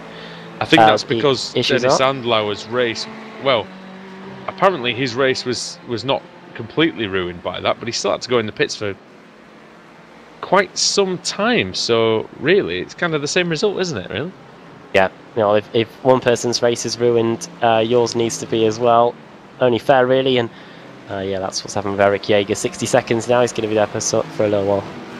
Yeah, he will indeed, and well, that's kind of ruined a good battle, Alex. Unfortunately, it's ruined a couple of good battles. Yeah, I'm afraid so. It was all looking good, wasn't it? And then it was great, and then it wasn't. Just all falling apart. And Paul Searle, he back to the lead for himself now after pit stops and whatnot. All falling apart, just like Leeds United's championship bid. Not been good. No, it's not at all. We'll crank up the Joy Division later, I think. Have a sing song. Fusion Racing lead the way. Well, but there'll be some more sad music on that one, I think, than Joy Division. So we're carrying on anyway. Regardless. Yeah. Oh dear. 1 hour. I'm not happy with it, by the way. I think the lead should be up there, but 1 hour and yeah. About 10 minutes to go here at the 2 hours and 24 minutes of the Glen. Andrew Woodhouse, Alex Simpson, Adam Bath, and Sam Fitzpatrick here with you, bringing you all the action from the TSRC TV V-TEC 2.4 hour series. And yeah, it's been a good one so far, Adam, but like I say, unfortunately, I think it's lost a bit of its sting now. There is some pit stops going on in the GT3s, and that is Chris Dumbreck that has come in. Him and Mike Nürnberg have come in from first and second place. Nürnberg's nailed the pit stop, it looks like. He's got out quite a way in front of Dumbreck. Might have been. I think that might have been the positions they were in when they came in. But he's gained a lot of time though, it looks like. Yeah, a lot of time. 24 seconds stop for Nürnberg, a 26 second stop for Chris Dumbreck, so another 2 seconds gain. Oh, and that's close with the Audi on the exit as well. Stefan Moder, the French driver, like Dumbreck. Moder is a lap down though. In fact, they're teammates actually anyway. Yeah, Moder's a lap down, so... A lap down and teammates, so he's definitely not going to make it difficult for him. Oh no, he says third place. Oh, that's the third of the Audis though, isn't it? The way this... No, but he is third place, but a lap down. No, he's not. Well, I don't think he is, because I think it's the... Oh, I'm confused. Is the 74 car not in third place anymore? No. No. 74 car is down in third place. Sebastian Reifmuller has been into the pits for a third time, but yeah, he must have been leading and hand pitted because he's now only on his second lap of his stint. See, I told you the numbers on the cars were going to do something. We're going to confuse me. It's not going to be there now. That's for sure. What? What's happened? He's absolutely buried it into the Honka, I'm afraid. Oh no, that's a modification that he didn't want. Oh dear. Well, it's probably resembling now an Andrea Moder rather than a Stefan Moder. It's easy to do up there, actually, I must admit. Yeah, it's going about as fast as an Andrea Moder at the minute as well. But it's so easy to do. The camber on that corner, you know, the rear can get loose, Sam, in a heartbeat. Yeah, just one wheel on the grass there, and you can lose it very easily. So. Unfortunate for Moder, because you can take that line, you know, 100 times, and on the 101st time it spits you out into the wall. So he's gonna carry on going. So it's clearly not too much damage. Seems to be quite a head-on impact, so should be able to carry on. But certainly going to be down on straight line speed now. Yeah, and that's not what you want at Watkins Glen. It's not so bad on this configuration because, like I said, the straight isn't quite as long. I think when it's the cup layout, Adam, I think the carousel is a better overtaking place than it is when it's the full layout, even without the chicane, just because of the profile of the corner being slightly tighter. Yeah, because otherwise you would just, without the chicane, you'd be going flying into it right from the outside, and then you're having to deal it that way. But yeah, the bus stop chicane does really change the way you approach that bus stop chicane. It's more of a set-up corner, isn't it, on this layout, is the carousel on the especially the actual exit. overtaking place. Yeah, especially the exit as well. So the whole part of the corner's changed on this boot layout, especially with the bus stop chicane too. We have got a nice scrap for third and for fourth and fifth in the Daytona prototype. This is between Bruce Bouchard in the Black Sheep DP Blue and Riley Thompson in the Total Downforce racing car. He has had a few issues today, but it seems to be coming back to him. He was 1.4 seconds quicker than Bouchard on that last lap. I think Thompson had a bit of a nightmare at the Circuit Gilles Villeneuve, if I remember rightly, as well. So he's having a much better afternoon here, and right behind Bouchard. Oh, he's pulling out from the slipstream. Is he going through up the inside? And he is going through. Oh, it's a good move in the end by Thompson. Excellent work round the outside. Job done. He'll be very happy. Yeah, Bouchard new into that car. We saw Lewis earlier on pick up a lot of damage on that car, and Bouchard's taking it from him, and he nearly loses the rear end there. But I wonder if that car's still a little bit down on straight line speed due to the damage picked up earlier. But Bouchard's about a second a lap slower than his teammate was earlier on. So, wonder if he'll be able to keep up with Riley Thompson, who's so far done the entire race. I wonder if he'll change over later on. We'll see how that plays out with the strategy. And you've got. Has anybody changed drivers yet? Actually, out there? As Sam was saying, Bruce Bouchard in the Black Sheep entry. Apart from them, I think. Oh, the only other ones with 2 drivers. The Reverend Racing team had 2 drivers, but they're out. Unfortunately, back marker. I keep saying that as well, and from watching, marker pens. Yeah, it's years of watching Eurosport's coverage, isn't it? Of Le Mans, the Black Marker of Death. Black Marker of Death. Yeah. And a few cars have had that as well in this race. Let's be honest. The retirements so far: the Simpson Pro Racing GTD, the 102 car, the Audi is out. What's happened? Sorry. Bruce, It's Bruce in the 422 shot. Well, Bruce Bouchard did say that it looked like things were once again going their way again in the total downforce entry, but the Black Sheep entry. Just a spin in the bus stop. It just didn't agree with the curbs, did it? There, Alex. I think. That was it. Yeah, exactly that. Did they get a bad landing? Also into the pits. This surely will be his final stop. So going to brim the car right now. I think. It's got an hour and 4 to go, so he's going to have to eke the fuel out a little bit here. He's in a good position if he can make it work. In fact, he's in a fantastic position if he can make it work. Yeah, everybody else is going to have 1 stop. They're going to be a bit one extra stop. It's going to be a bit shorter than his because they stopped quite a bit later, didn't they? Either that or he goes hell for leather and does a splash at the end. Yeah, so. How long would a splash and dash take round here, do you think? I think you're still looking at about 25 seconds time loss. Yep. So it's pretty huge. They'll need to make it last. So yeah, I'm not sure why he didn't come in. Some of the others did during the caution. A bit odd. Yeah, unless he just thought he could do a better way. Well, maybe he was banking on another safety car at some point. He was leading the pack at the time, so I wonder if maybe he just had no idea that other drivers were going to pit. It was about halfway into their first stint, I think. And I think he may have just been surprised when everyone else behind him pitted. He didn't really have anyone to copy behind, so yeah, that could be a bit of an error by the end. But I think he might even have the pace to make up for it. We've all done it on the ovals as well, haven't we? You're leading the race and you come in and nobody follows you, and you go, oh. But sometimes, every now and again, Alex, it works. But sometimes, chances are, if you're the only one coming in, chances are it's not the right thing to do. Yeah, exactly.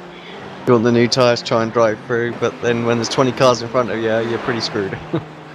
There you are. And speaking of screwed, these cars are number 102 car Simpson Pro Racing GTD. That one's out, as is the 96 Corsim Racing Audi. That one's out as well.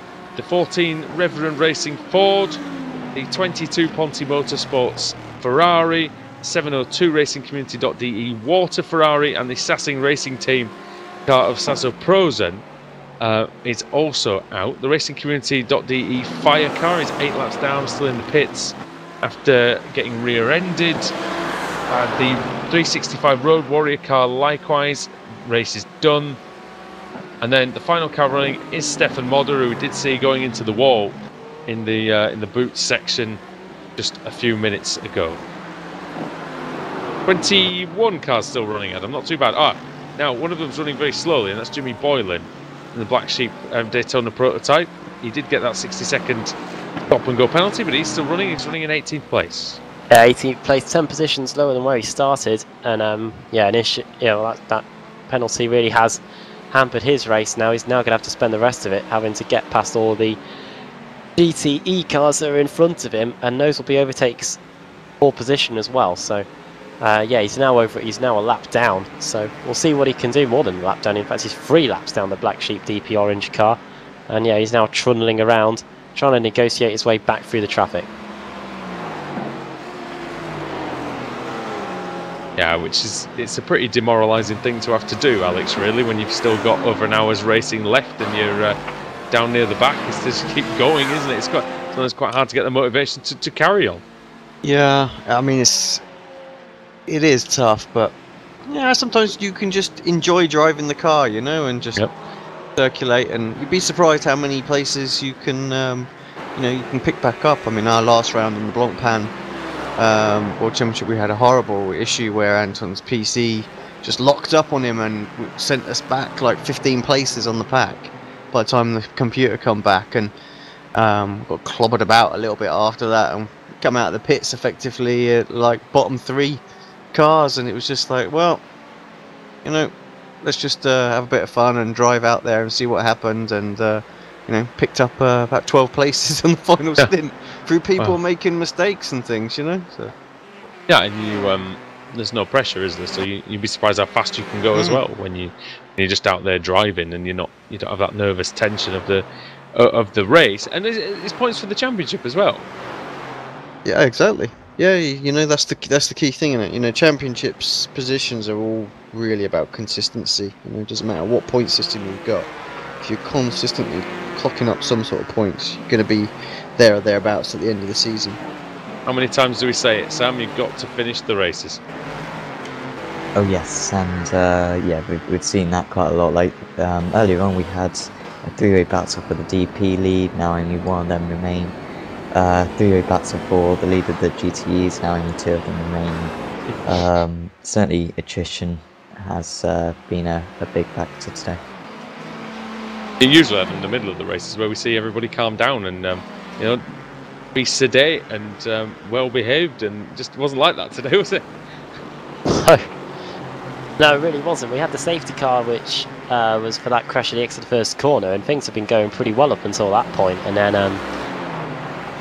yeah, it all kicked off after the safety car. Yeah, we had that 3-car scrap for the lead in the Daytona prototypes. That unfortunately has now been whittled down to just Philip Sudbeck trundling around with a half a minute advantage. Eric Luckel now in second, and then David Costello third, with Thompson fourth, and Bruce Bouchard in the Black Sheep DP in fifth, and Eric Jaeger now in sixth position. That damage they sustained, plus a visit to the pits for the penalty. Yeah, David Costello taking over from Ben Saunders, by the way, who we haven't seen a lot of today, but he's now running in third place. He's got Riley Thompson closing in on him 2 seconds a lap, actually 3 seconds on that previous lap. Yeah, the Total Downforce racing car looks like it has got total downforce. Total downforce. At the minute, yes. Whether enough of it remains after he's taken Costello, though, is another matter, as we've seen today. A car that doesn't have a lot of downforce on it is, or maybe some unnecessary downforce. I don't know. It's a Stefan Modder's car. Are they passing now? Oh, he gets on the grass. Does Costello, and that might actually give Thompson, like, give him a little peek into the heel. No, it doesn't. But you would think that the bus stop chicane, Alex, maybe is on for the next lap. Yeah, that kind of closure speed, surely he can get a good run. He needs to nail these final couple of corners. What's he, 0.8 of a second back at this point? So, yeah, get the last sector and turn one right. Just absolutely nail the entry there. Yeah, and I think you're right. He might have a good opportunity. Did make a small mistake, didn't he, in that final sector? But yeah, here we go. Turn one. This is what we're going to what's going to be the key here. David gets a good exit out of there as well. 40.5 for David on that last lap, so only 0.7 of a second loss, so that's much better from Costello. But a good run here, Adam. See what we can do. He ducks to the outside then as we go into the bus stop chicane. Well, for the final spot on the podium, and it looks like he's going to be clear. Oh no, up the inside goes David Costello. He says, I'm not giving you this place straight away. There's a little bit of a blink in and out there, but yeah, the 4X Racing Corvette wasn't going to roll over and let him take that third position. And yeah, he's ahead of Riley Thompson in the Total Downforce car. I thought he'd missed the corner by miles there, the speed that Costello took in there. But yeah, great job. Yeah, very good. Okay, to defend that position. That battle is going to rage and rage, I think. And do we have any other battles going at the for any of the positions at the pointy end of the field? What we do have is Paul Searle, the Fusion Racing car number 08, the Ferrari, chasing another Ferrari, the West Frisia's sim racing car of Mark Hewitt. And we saw Hewitt in an accident very, very early on in the race, Sam, and he's been compromised massively on the straight line speed. And if you look at his lap times, he's in the 43s compared to Searle, who's in the 41s. Yeah, he's doing well considering he's got no bonnet, and that car undoubtedly is going to be quite a bit slower down the straights now. But he's been driving well as Mark Hewitt. He's currently in second place, and a size second place. He should at least be able to get a podium as long as he keeps it clean to the end of the race. But I don't think it's going to be too difficult for Paul Searle to make the move. Paul certainly got the fastest car out there, and Mark has been lapping kind of the 41s to the 42s, but I think it's going to be quite easy. On this lap, you can see the gap visibly shrinking every corner. Oh, we got is that a spinner? I could hear some contact. Oh, we've got the track is nearly blocked at the toe of the boot there, and that's Robert Nürnberg in the Trash Panda Racing 18 Audi. Jimmy Boylan again in more shenanigans. What's happened there? Alex, have we got the replay? Yeah, just trying to get that for you now. Oh, and you know what? The Audi's lost it already, I think. The Audi had gone long before Boylan arrived on the scene. The Audi just loses the car. Loses it massively going in, doesn't he? And then what happens to the DP? Does he just have to get out of the way? Oh, yeah. Fortunately, his line and downforce. Oh, he just smashes it. Takes him straight into it. Is that not a situation though where you can see on your relative a stopped car and you're going to kind of should slow down? You've got to really look at it and see. Look, oh, where could it be? You know. Even the spotter will tell you. You know, there's a car stopped ahead. You know. So got to have a little lift, don't you, just in case. So. Yeah, I'm going to see. I'm going to go into the cockpit and see exactly what Jimmy would have seen in that situation. See if he had any warning visually. Oh yeah, yeah. I mean, yeah. Surely on the relative, it's going to say slow car ahead. On the relative and the spotter, like you say, falling into the pits again. Then that's about the fifth time, I think. Not been the best day for the Black Sheep DP car. It's been the Black Sheep of the field, I think, Adam. Yeah, parts of that car just seem to be getting sheared off. Very good. A bit of a woolly performance. Ronnie Thompson and David Costello, though, it was another attempt by Thompson to try and get past Costello. However, it didn't work, and the 4X Racing car seems to be mighty through that part of the circuit, because no matter what the total downforce car seems to throw at him, he's able to hold on to it. Might be a lamb to the slaughter. Oh. Silence of the Black Sheep car. Well, it might be. It might be now, because it's going to end up coming into the pits, and I think he might end up being... yeah, he might not be coming back out if he has to pit one more time, I think, for damage. That incident between 9-10 and 18 is under investigation by the stewards.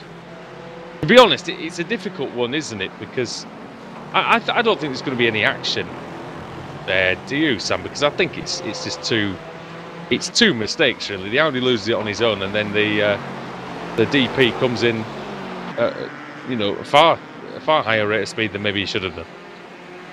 Yeah, well, if anyone's going to get blamed, of course, it's going to be the DP. I thought the GT car actually did quite well just to stick in its position, didn't try to get off the track, otherwise, of course, that can cause even more confusion. I wouldn't be too against the DP perhaps getting a bit of a penalty there, but I don't think it should be too severe. So just something, I think maybe a bit of lack of experience, and you know, in an endurance race around here, if your spotter does tell you there's a spinner ahead, you have got to slow down, because it's just not worth the risk. It's going to be there.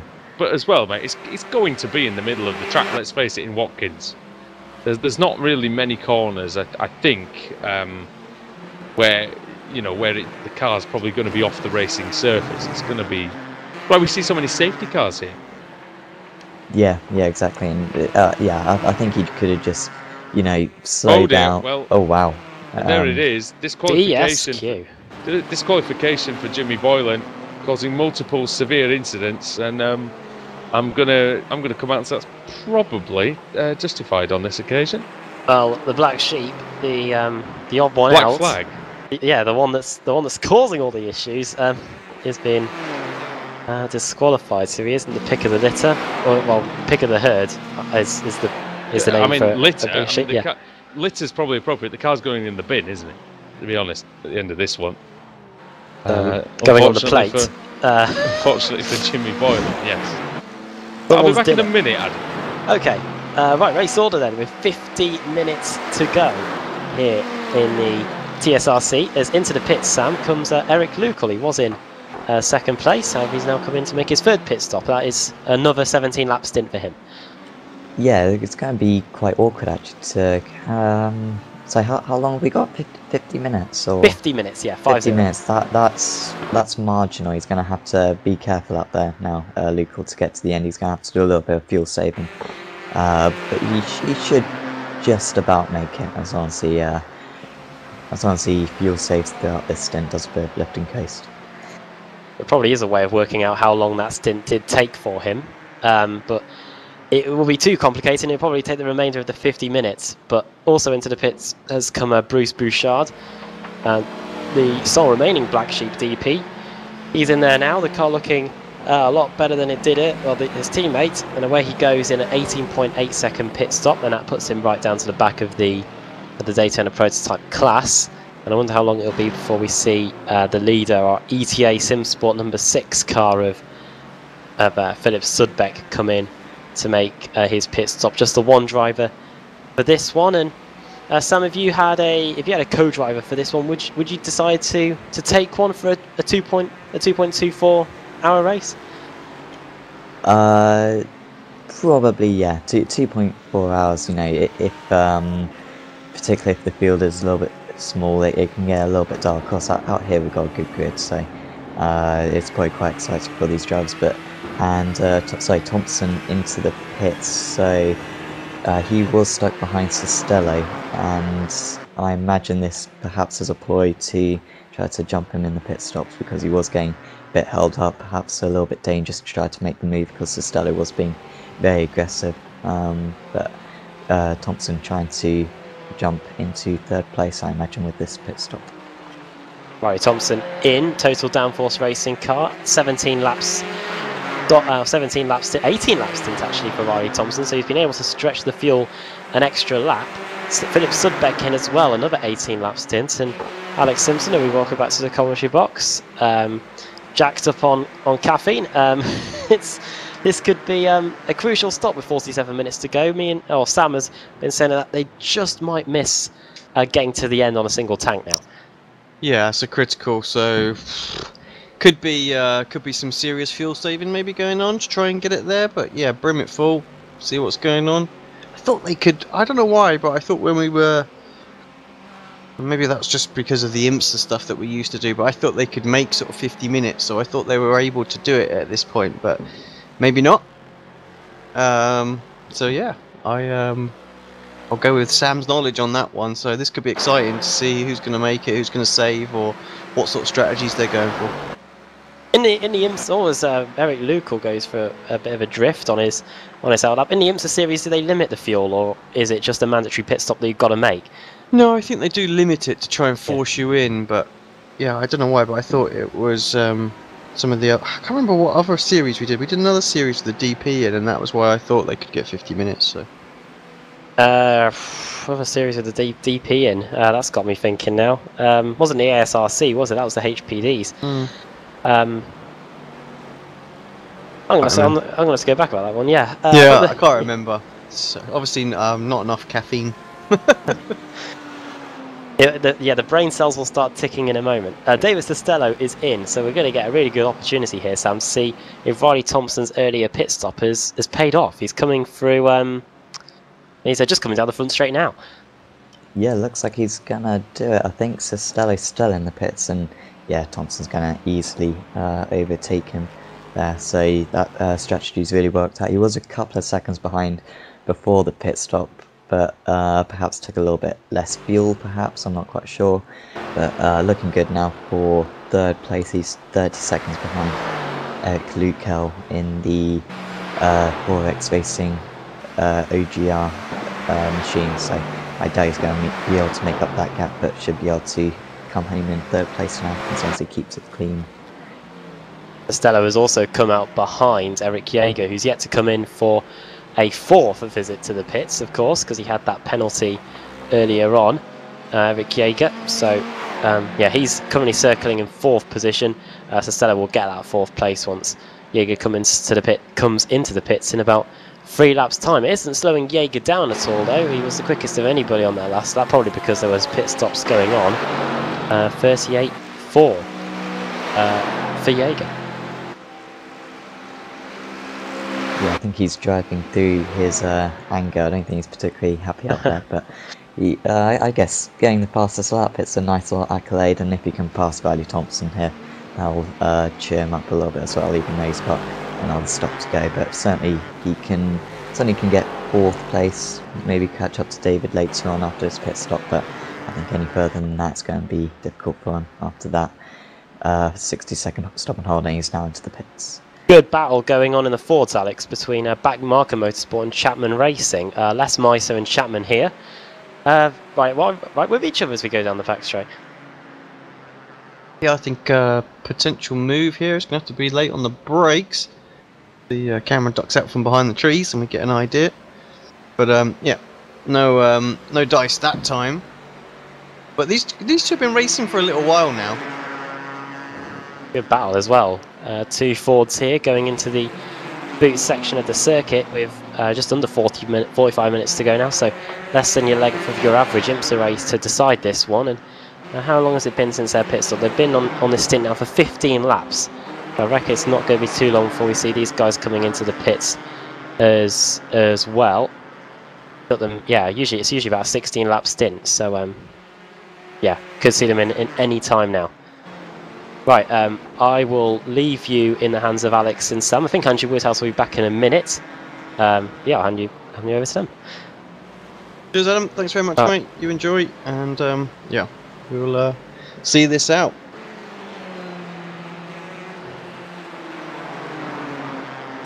Just been explained by the race administrators, 6% fuel limit.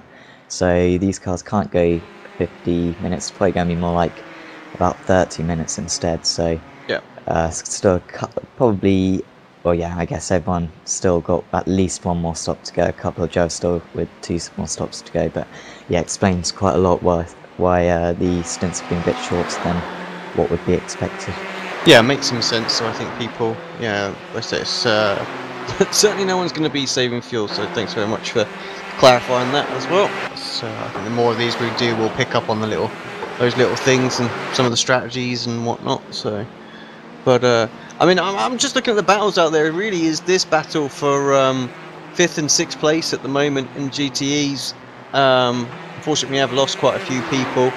GT3's categories pretty thin now, Sam. But and no one's really battling either. They're all sort of in their no man's land, just circulating around and minding their business with the traffic.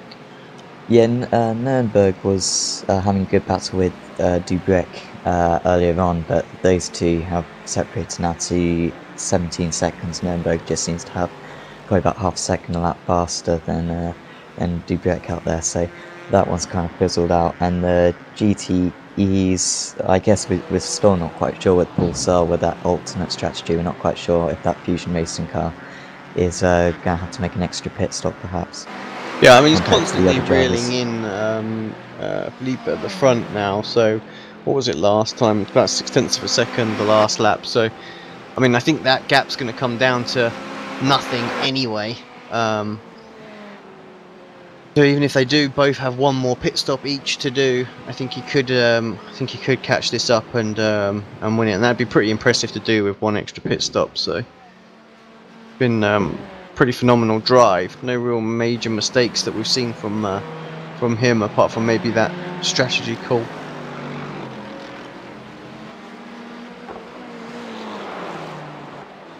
yeah, Mark Hewitt's still out there in third place, 20 seconds over Nenad Ulip in fourth, who is being caught a little bit by the Fords behind. We were concentrating on that battle a few minutes ago, and those Fords just holding station at the moment. Les Meyer just ahead of Chapman, but they are closing a tiny bit on Ulip. I think that could be a three-way battle soon for fourth, fifth and sixth in the GTEs. Yeah, I think you're right there as well. Of course, Hewlett got no front bonnet on there as well, so the aero damage there is going to be quite considerable. So running mid 143s, the guys behind, well, Nina especially is what, about a second a lap faster. So you're right, that one's going to come down. It's just whether or not the Fords are going to get there as well. They're sort of circulating in the 42s and the 43s as well, so that one could be a bit closer.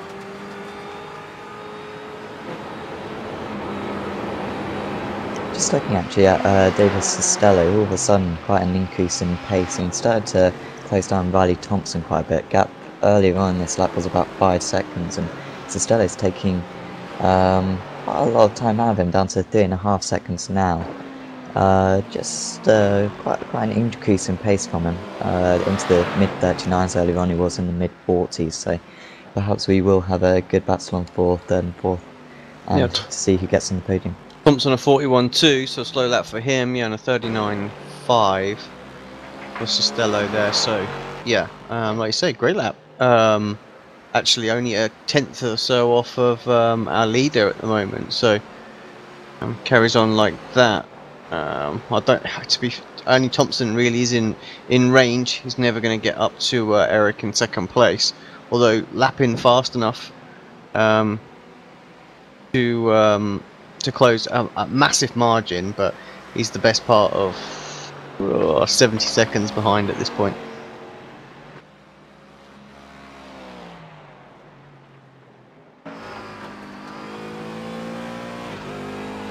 Steve Hooper into the pits.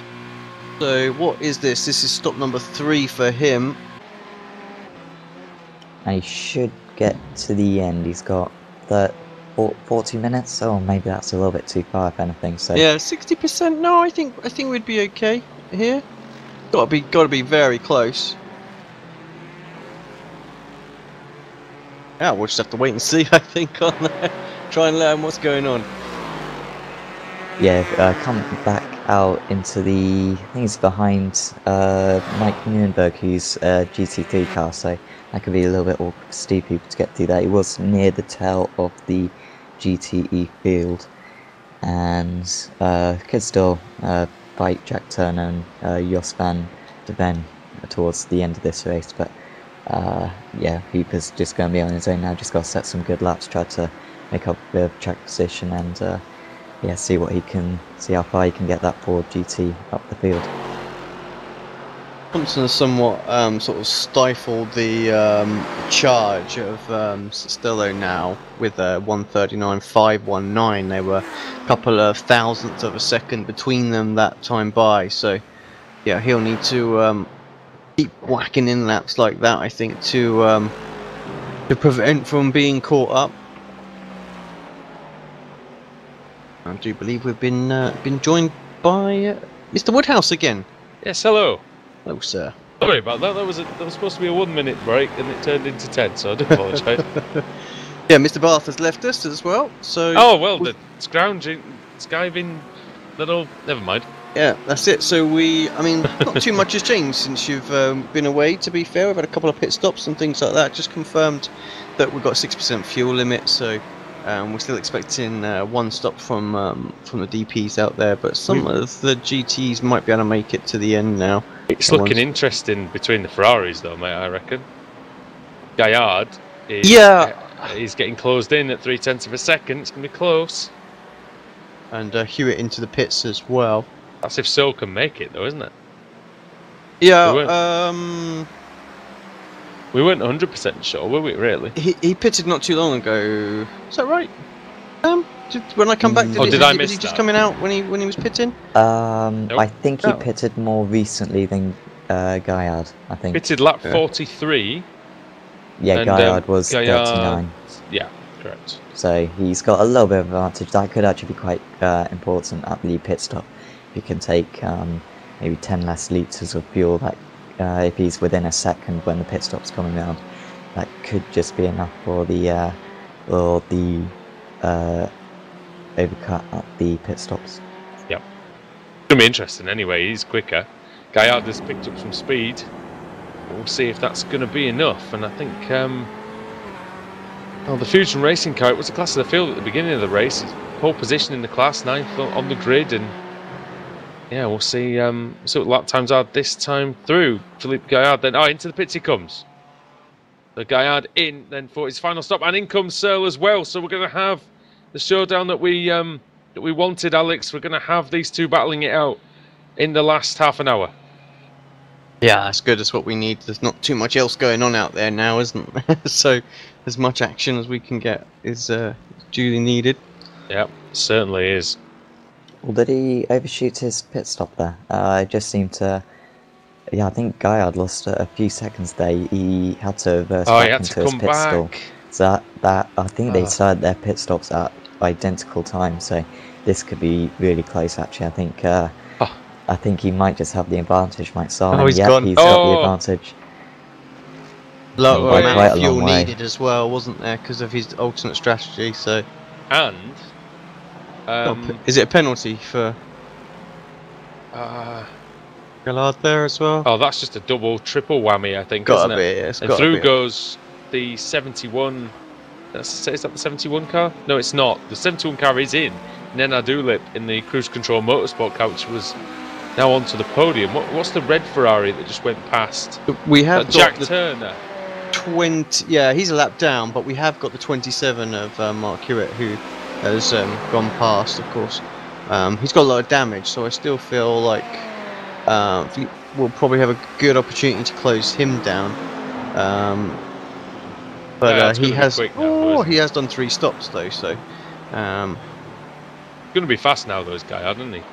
New tyres, he's fairly light car. I think we're going to see some good lap times out of him. Same with Searle as well, but Searle's got to do some overtaking on the circuit, it looks like. So could well be very, very interesting indeed. That caution period. Oh, look, and Costello and Thompson very nearly colliding in the heel of the boot. Very, very close. When did Thompson get through, Alex? Of course, I didn't see that. Yeah, actually, it was just before I came back as well. So Yeah, I think it's about Costello has 25 been minutes ago.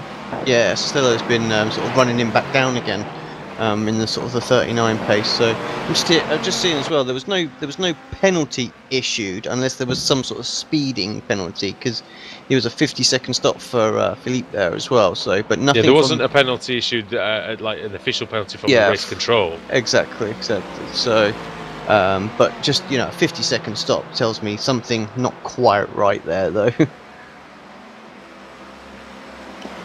Actually, I wonder if maybe Paul Searle didn't take tyres, because 50-second stop is about normal for a GTE car with the amount of fuel he had to put in. So I wonder if he just took tyres and Paul didn't. It's possible. Yeah, quite possible. That's the case actually. Yeah, you just would have thought with the half hour to go, you definitely would have not wanted to do that, and that's probably why there's been the different strategies out there. So it's sometimes a bit tricky to keep track of where everybody is with what strategies they're doing when you've got all 3 classes out there. Yeah, I think you're right, but it's made it entertaining for us anyway, trying to figure it out. See if there's anything close going on out there. I don't think there's anything really going on in the GTEs at the moment. Really close battles for position anyway. You've got Steve Hooper's a lap down, so it's not going to really matter. Got to give us a quick rundown of the top 5 in each class as well. Well, I could probably do everything. Yeah, because there's not many of them. There's not many of them left. But this is true. So we can go through the order as it is then. So the 32 ETA Sim Sport 6 car, Philippe Sudbeck, leads the race by 45 seconds. He's had a fantastic run so far. Benefited, of course, from the crashes, and then, well, he was in the lead anyway, but he's benefited from the other two taking each other out, which released the pressure.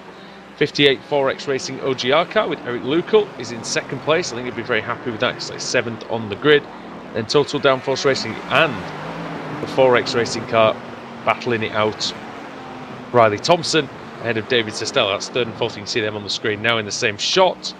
And the 422 Black Sheep Daytona Prototype Blue with Bruce Bouchard. He's the last car on the lead lap in 5th place. And then the 34 Missile Motorsports number 34 car of Eric Jaeger is in 6th place. Now, Jaeger was leading earlier on, then got a penalty for hitting the Road Warrior car, and ended up costing him 60 seconds in the pits. I'm glad he continued though, Andrew, because we were a bit worried with the couple of spins and the what looked like was a bit of rage going on in there. I think he just cooked the tyres, you know, looking at it, because I think he was maybe a bit annoyed about the penalty, but you know, he's going to finish 6th at least, and potentially higher. You never know. There's still nearly half an hour to go. I mean, things can happen in that time, as we've seen. It was a crazy half an hour in the middle of the race, of course. Fusion Racing leading the way in the GTEs then. So Paul Sale has assumed the lead of the race, and he is going along very, very nicely indeed, ahead of the West Frisia Sim Racing car.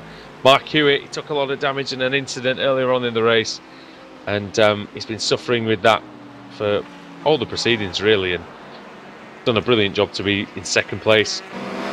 Philippe Gaillard is 3rd, 9th overall in the VEC Sim Racing car, number 107, and then about 5 seconds behind him is the Cruise Control Motorsport car, number 71, with Nenad Ulip at the controls. And then Raymond Chapman Racing in 11th, ahead of Backmarker Motorsports Quentin Young in the 91 car, and then the 55 4X Racing OGR 3 car of Jack Turner. Ferrari ahead of his teammate Jos van der Ven in number 167, and then it's the 421 Black Sheep GTE car of Steve Hooper. We know Steve Hooper well, of course, and yeah, he's down, got a bit of wing damage though, which won't have helped him. He's down by 3 laps, and is the last GTE car running, I think, still at the moment. And then we've got the GT3s, of which I think there are 4 still going. The ETA SimSport 4 car of Mike Nurnberg in 16th place overall, the Mercedes, and then another Mercedes, Chris de Breck, number 83, for VEC Sim Racing. In fact, they're all VEC Sim Racing cars left, so Sebastian Reitmuller, number 74, and Stefan Modder, number 85. In fact, the Niels Hunderhager in the racingcommunity.de Fire Ferrari is still going as well. That car was rear-ended under the control of Dennis Andlauer, which unfortunately they have to spend a heck of a lot of time in the pits. They're still going. They're 10 laps down. Then the 18 Trash Panda racing car, the Audi Robert Nurnberg, is still going, 13 laps down as well. The Black Sheep Daytona Prototype Orange car was disqualified for multiple incidents. The Road Warrior car had to retire after the crash with Jaeger. And then the 75 Sassing Racing Ferrari out, as is the 702 racingcommunity.de water car, 22 Ponti Motorsports Ferrari, the 14 Reverend Racing Ford, the 96 Core Sim Racing Audi, and then the SimSync Pro Racing GTD Audi was our first retirement, and they even took the lead, Alex, at the start. Yeah, crazy, isn't it? So just all a bit messy, wasn't it, around there for Sam? Yeah, and it just, you know, again, like it's one of those things that can happen in endurance racing, Sam. We mentioned at the top of the broadcast that, you know, 1 or 2 mistakes is all it takes to end your race, and that is exactly what's happened to several people out there today.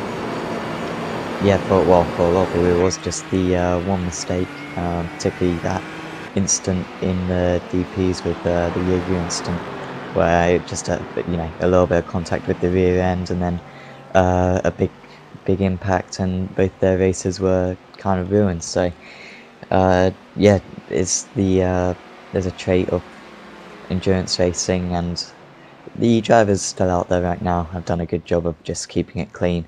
You look at all the cars around here, and they are relatively clean, not too much damage, but yeah, those casualties from the race, and a little bit of contact actually. So between I think that's Costello and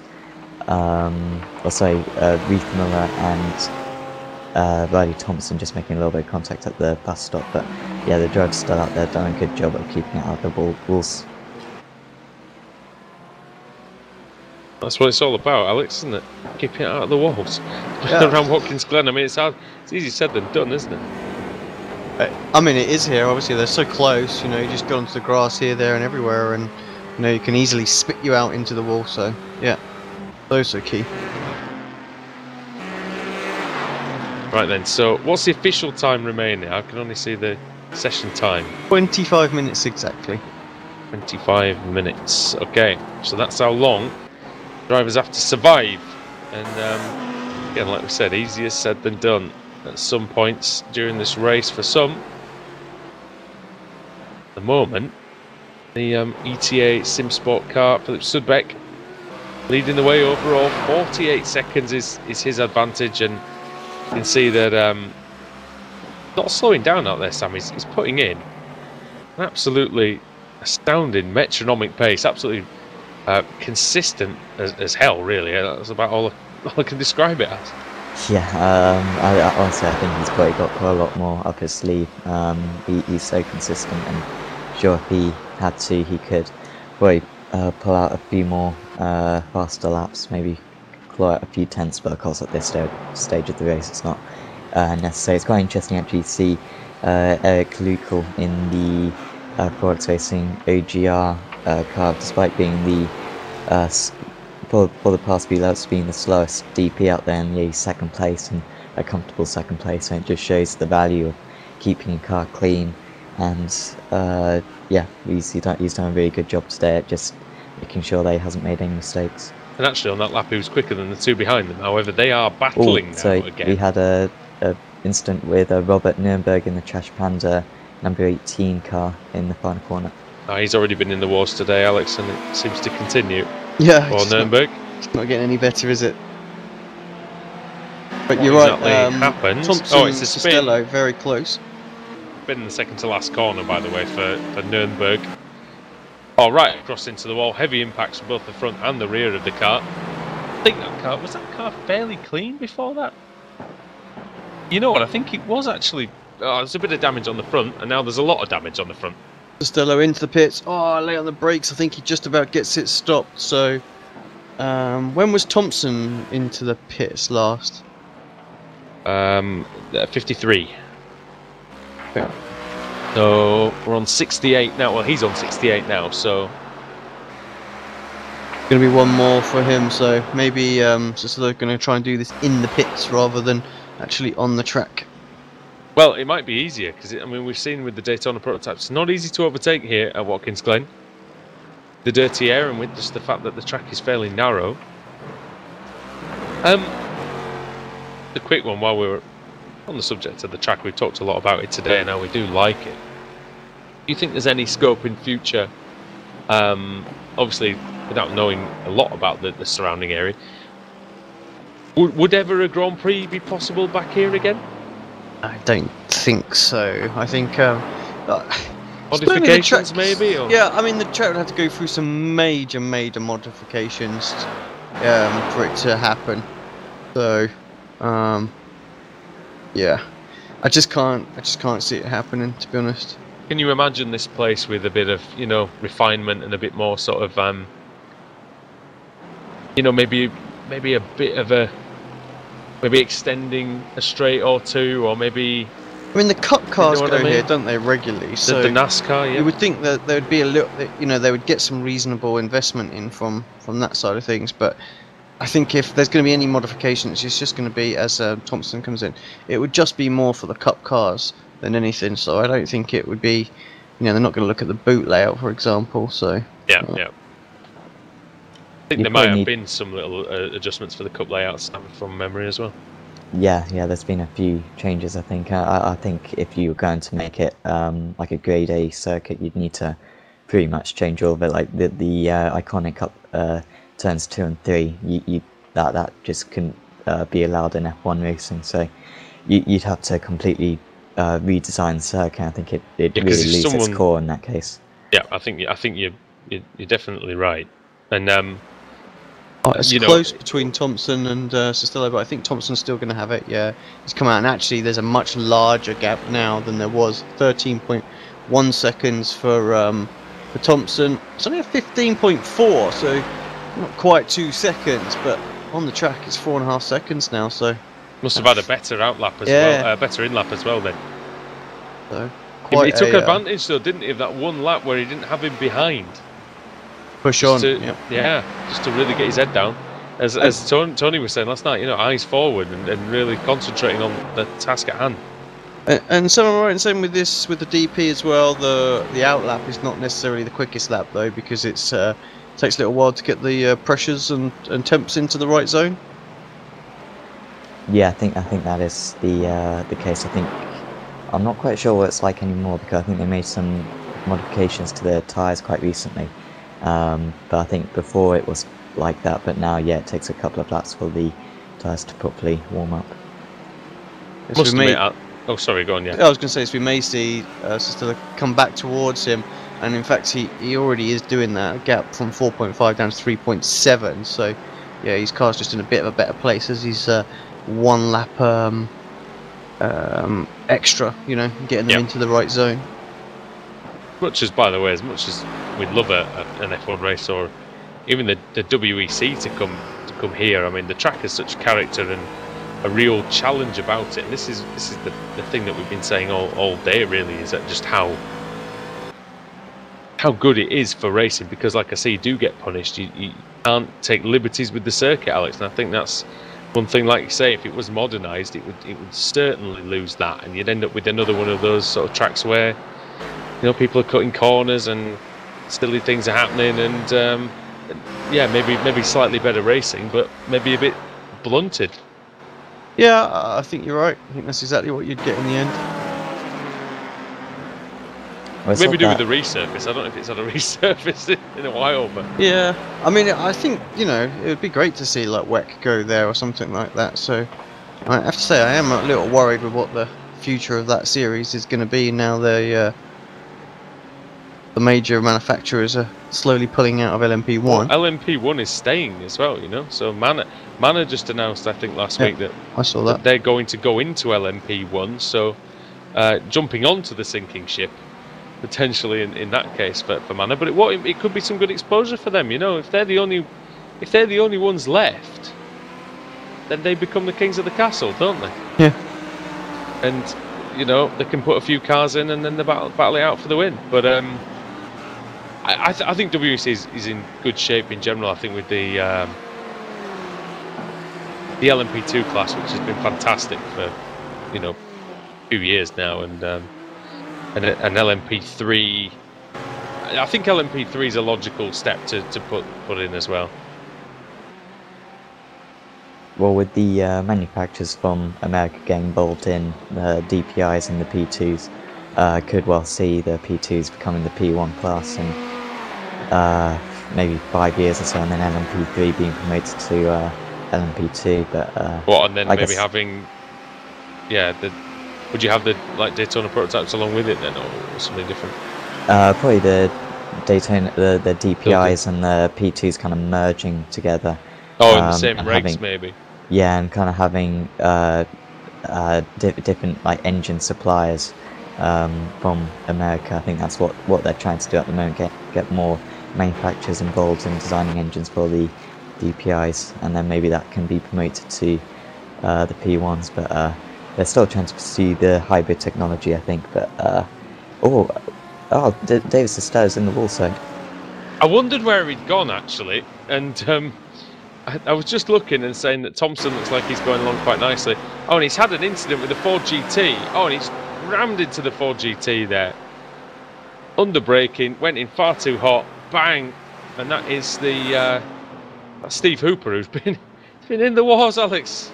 Something chronic today. He has indeed. Not his fault on that occasion. Nothing he could do. Let's put pay to that little battle for us then, I'm afraid. Well, that'll be a penalty as well, I'm certain.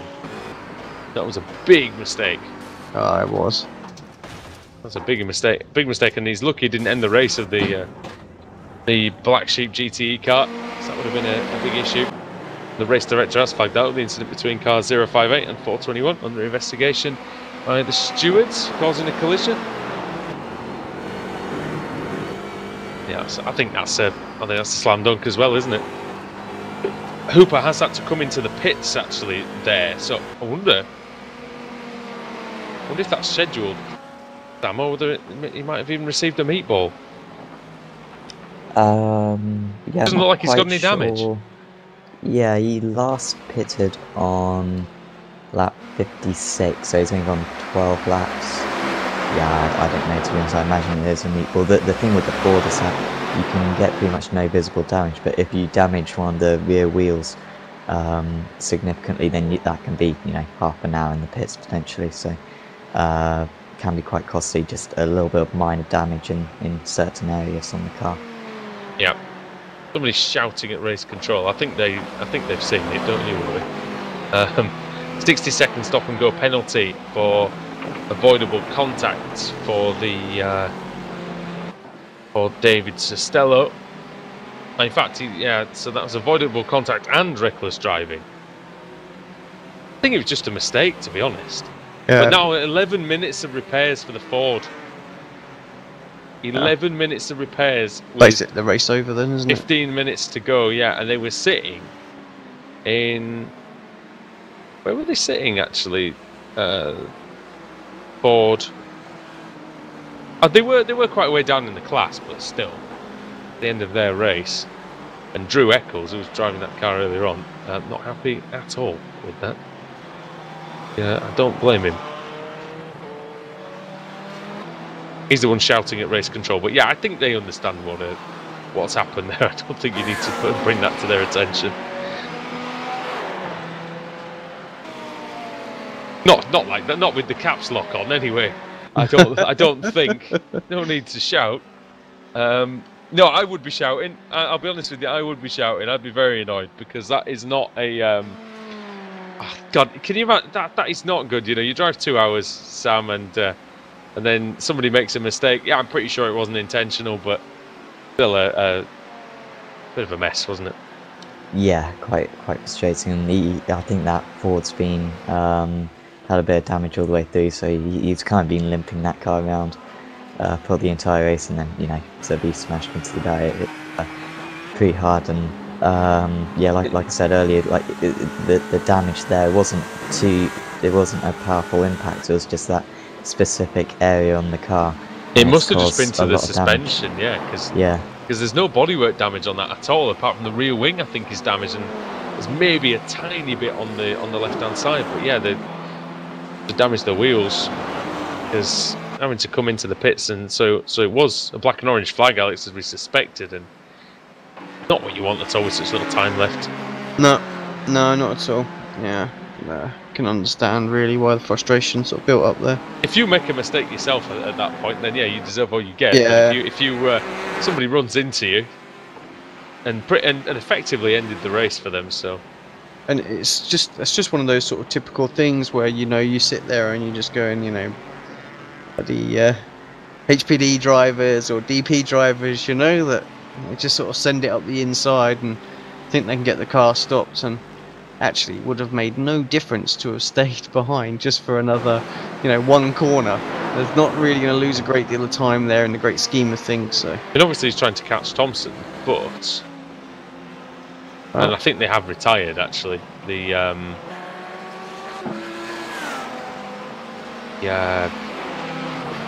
Ford, sorry, I think it has retired now. The Black Sheep car. That's not good for them. That does put Eric Jaeger up to 4th, actually, which will it'll comfort him somewhat, but not a lot, really. Sam, I think he's going to still be annoyed with just a small mistake earlier on.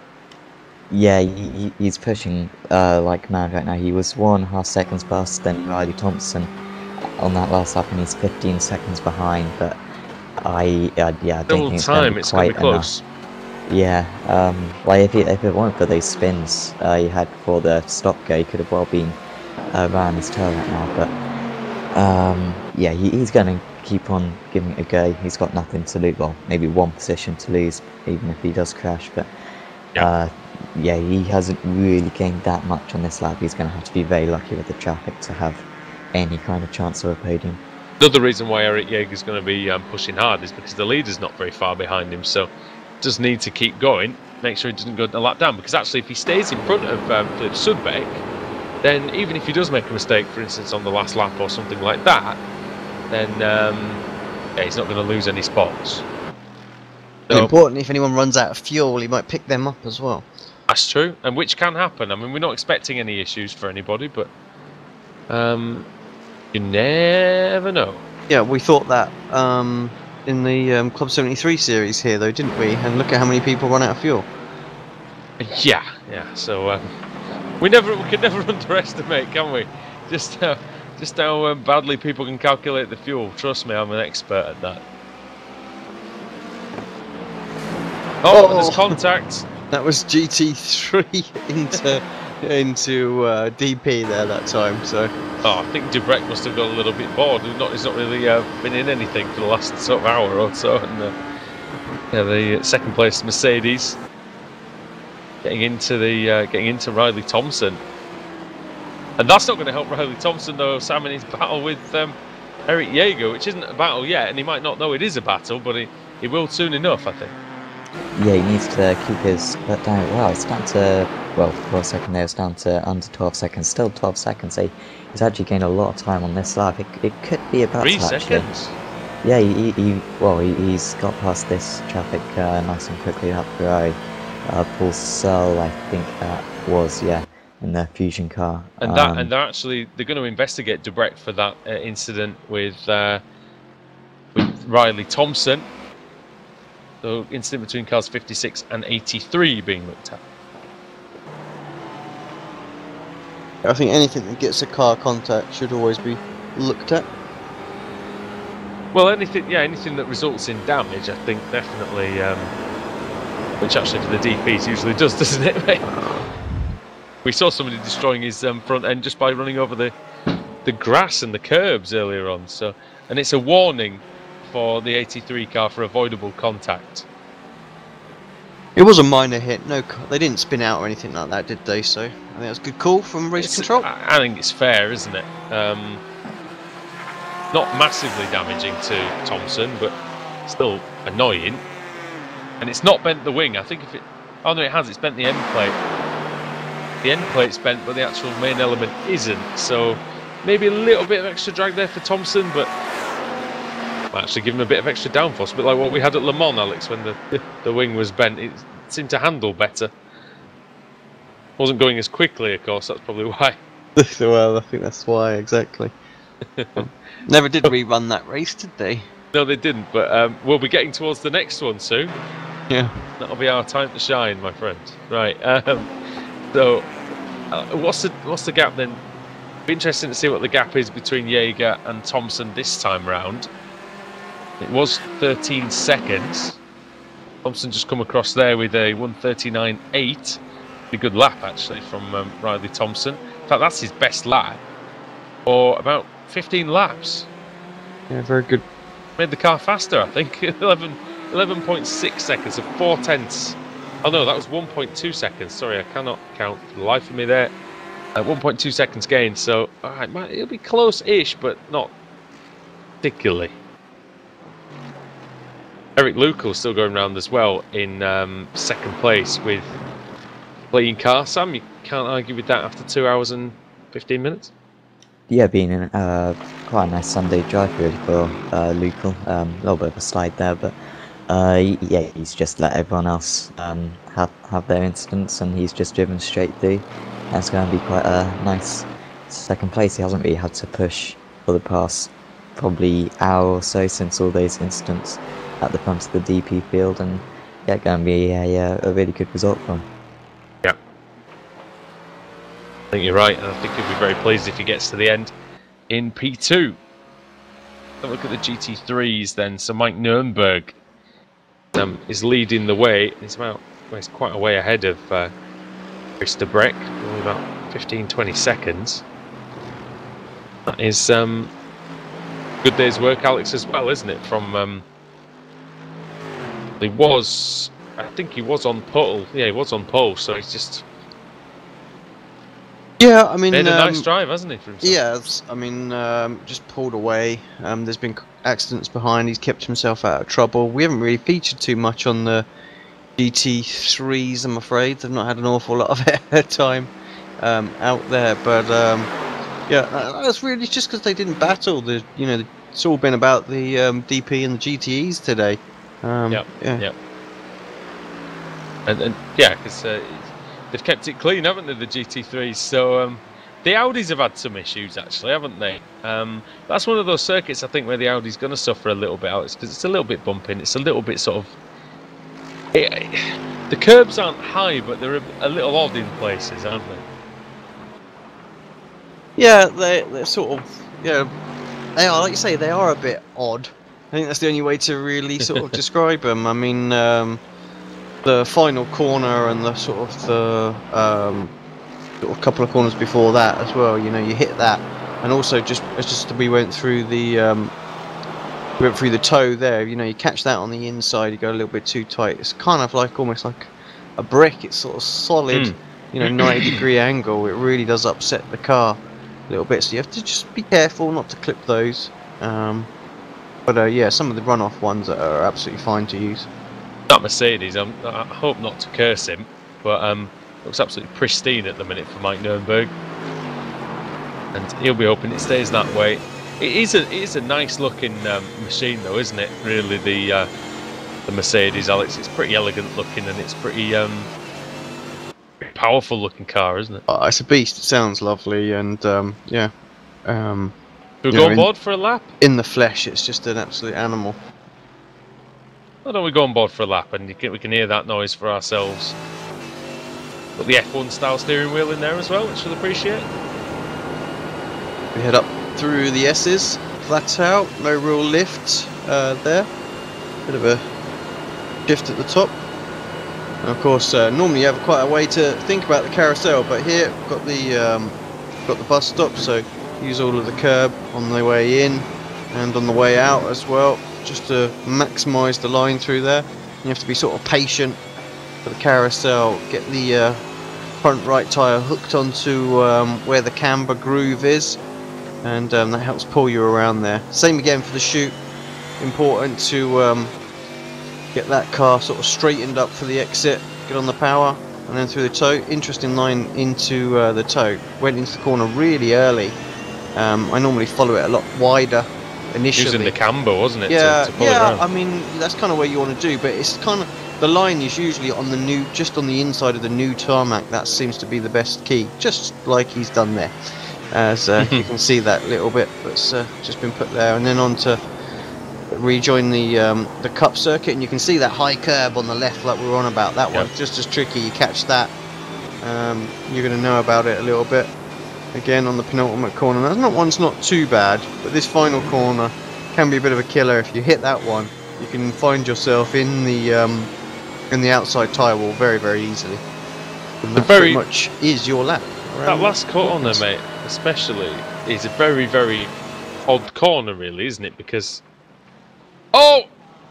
he's just nearly got rear-ended by Eric Jaeger, flying through the field, nearly hits the GT3 leader. But the last corner is one of those where, we've all driven it hundreds and thousands of times, and I don't think I've ever got it perfect. I think it's just one of those really, really odd corners where you always feel like you can go quicker. It really is a funny corner. I mean, you obviously want to try and sweep around there and get as close to the curb as you can, but you're always a little bit worried about that. But it's you've got to avoid the wall on the outside. Yeah, exactly. It's remarkable the line you have to take in there. You have to come in just a little bit sort of later than you would think, just to get that ideal line, and I think that's what catches a few people out. Yeah, so not long to go, Alex. What's the official time on this? Yeah, 1 minute 15. So where is our leader right now? He is heading towards the toe. So I think he will just about make it round to the start-finish line, and yeah, we'll have one more lap after this one. Yeah, and what are your thoughts on the race? I think it's been pretty enjoyable. Yeah, it's been pretty good. I mean, I think for the last hour, unfortunately, with the few accidents that we've had, we did lose some of the great battles that were going on out there. But it's still been a good race, all in all. Watkins delivering as usual, and Oh yeah, yeah. I mean, just like I say, just a shame that we lost a few people, because we were having an epic one up until then. and overtaking hasn't been too easy either, has it? But it's not been too hard. I think people have been able to get it done when they've had a good enough run, you know, or when someone's made a mistake, and that's really the point. Is yeah. You know, you've don't want to gift wrap overtakes, do you? You know. Oh, you got to work hard. You got to work hard for it. And like I say, sometimes I feel that without the bus stop, the overtaking sometimes it is a bit easy here, and then sometimes with the bus stop, it's a little too hard. So I think we've had a nice balance today, and yeah, some good ones. A lot of crashes, but again, I just put that down to the circuit. I put it down to being a difficult track. It's one of those circuits that looks easy on paper, and really, when you come to it, it claims a lot of people. Yeah, so, running on the edge, you know, to try and get the max speed. That's what makes it difficult. I say we saw Kim earlier on. Kim Salverson getting on the grass when he was on the limit, trying to go for the lead.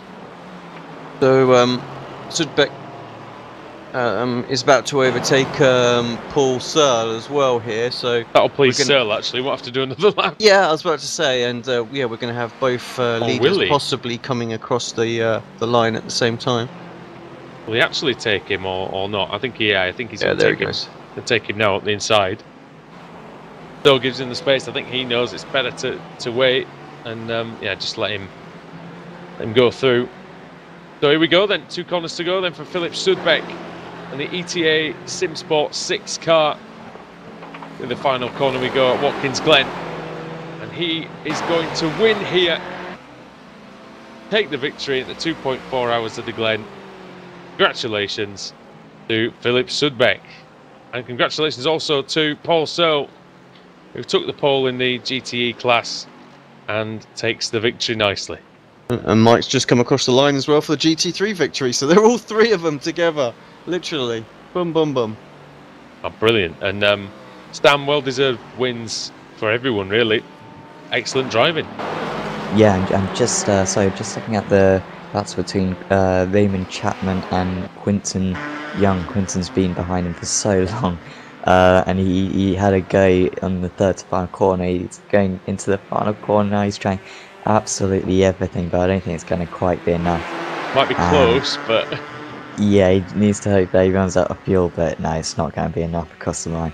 Well done to Raymond Chapman there for hanging on.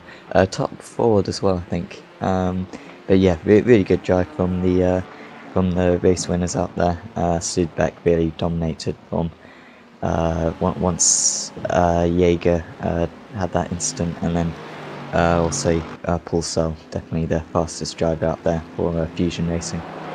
Yeah, really good job by them, and really good job by everybody involved today. I'm going to take you through the finishing order, as I believe everyone has made it. So, in fact, Sebastian Reithmuller is still going actually in the Audi. He's just got 2 corners to go, so we will. He's going to take 3rd in class in the GT3s.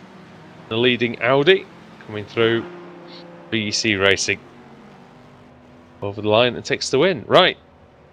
So the 2.4 hours of the Glen then goes to ETA SimSport 6 with Philip Sudbeck, and then in 2nd place was Eric Lukel and the 4X Racing OGR car.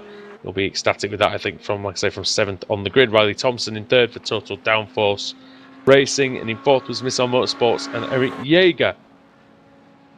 5th was the Black Sheep Daytona prototype with Paul Lewis and Bruce Bouchard, and then the Fusion Racing car of Paul Searle taking the win in the GTE category in the Ferrari. Excellent work there.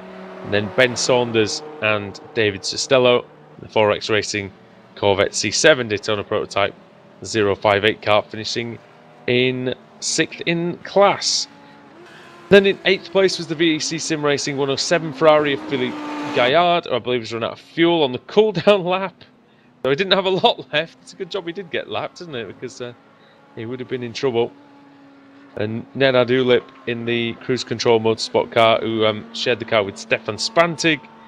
Didn't really see much of early on, so apologies to them. Then the 45 Chapman Racing Ford with Raymond Chapman himself ahead of Backmarker Motorsport and Quentin Young, Carsten Lesmeyer. Then in 12th place was the 27 West Frisia Sim Racing car of Mark Hewitt. And then the 4X Racing OGR number 55, Mark Figueras and Jack Turner. Figueras, of course, was the one who ended up hitting the racingcommunity.de car earlier on and getting a penalty for that. Jos van der Ven finishing in 14th place, number 167. 4X Racing as well. And then the winning GT3 was Mike Nürnberg in the Mercedes, number 12, ETA Sim Sport 4. Great performance by them. Started on pole, finished on top step of the podium, and that's all you can ask for, really, from a 2.4 hour, well, 2.4 hour race. Then it's the 83 VEC Sim Racing car of Chris de Brek, then the 74 of Sebastian Reithmuller in the Audi, coming home in 17th place, and then 18th place for the 85 VEC Sim Racing car of Stefan Moder. So then 701 racingcommunity.de fire car, that was Dennis Andlauer and Niels Hunderhager, and I think that was all the finishers. So the 421 Black Sheep GTE car retired, as did the Trash Panda Racing 18, the 910 Black Sheep Daytona Prototype Orange, the 365 Road Warrior car, the 75 Sassing Racing Ferrari, the 702 racingcommunity.de Water Ferrari, the 22 Ponti Motorsports Ferrari, and then the 14 Reverend Racing Ford, 96 Core Sim Racing Audi, and then the 102 SimSync Pro Racing GTD Audi was the first car out. And one thing I know about multi-class endurance racing, Alex, is it takes a lot longer to read out the results. Yeah, it does. But yeah, top job. That's what Adam's here normally for, isn't it? It is. But yeah, he's skiving, so unfortunately not. But yeah, that was a good race, boys. And again, once again, it's really fun to spend Sunday afternoon with you both. We're just about time to end here on Apex Racing TV. But of course, join us back here. We've got a full week of action coming up. We've got the World GT Championship. We've got the Ricmatech Sports Car Series, the BSR MX-5 Showdown, and the BSR TC Showdown goes to Interlagos. So from all of us here at Apex Racing TV, I've been Andrew Woodhouse. They've been Alex Simpson and Sam Fitzpatrick. For Adam Bath as well, good night from us all here.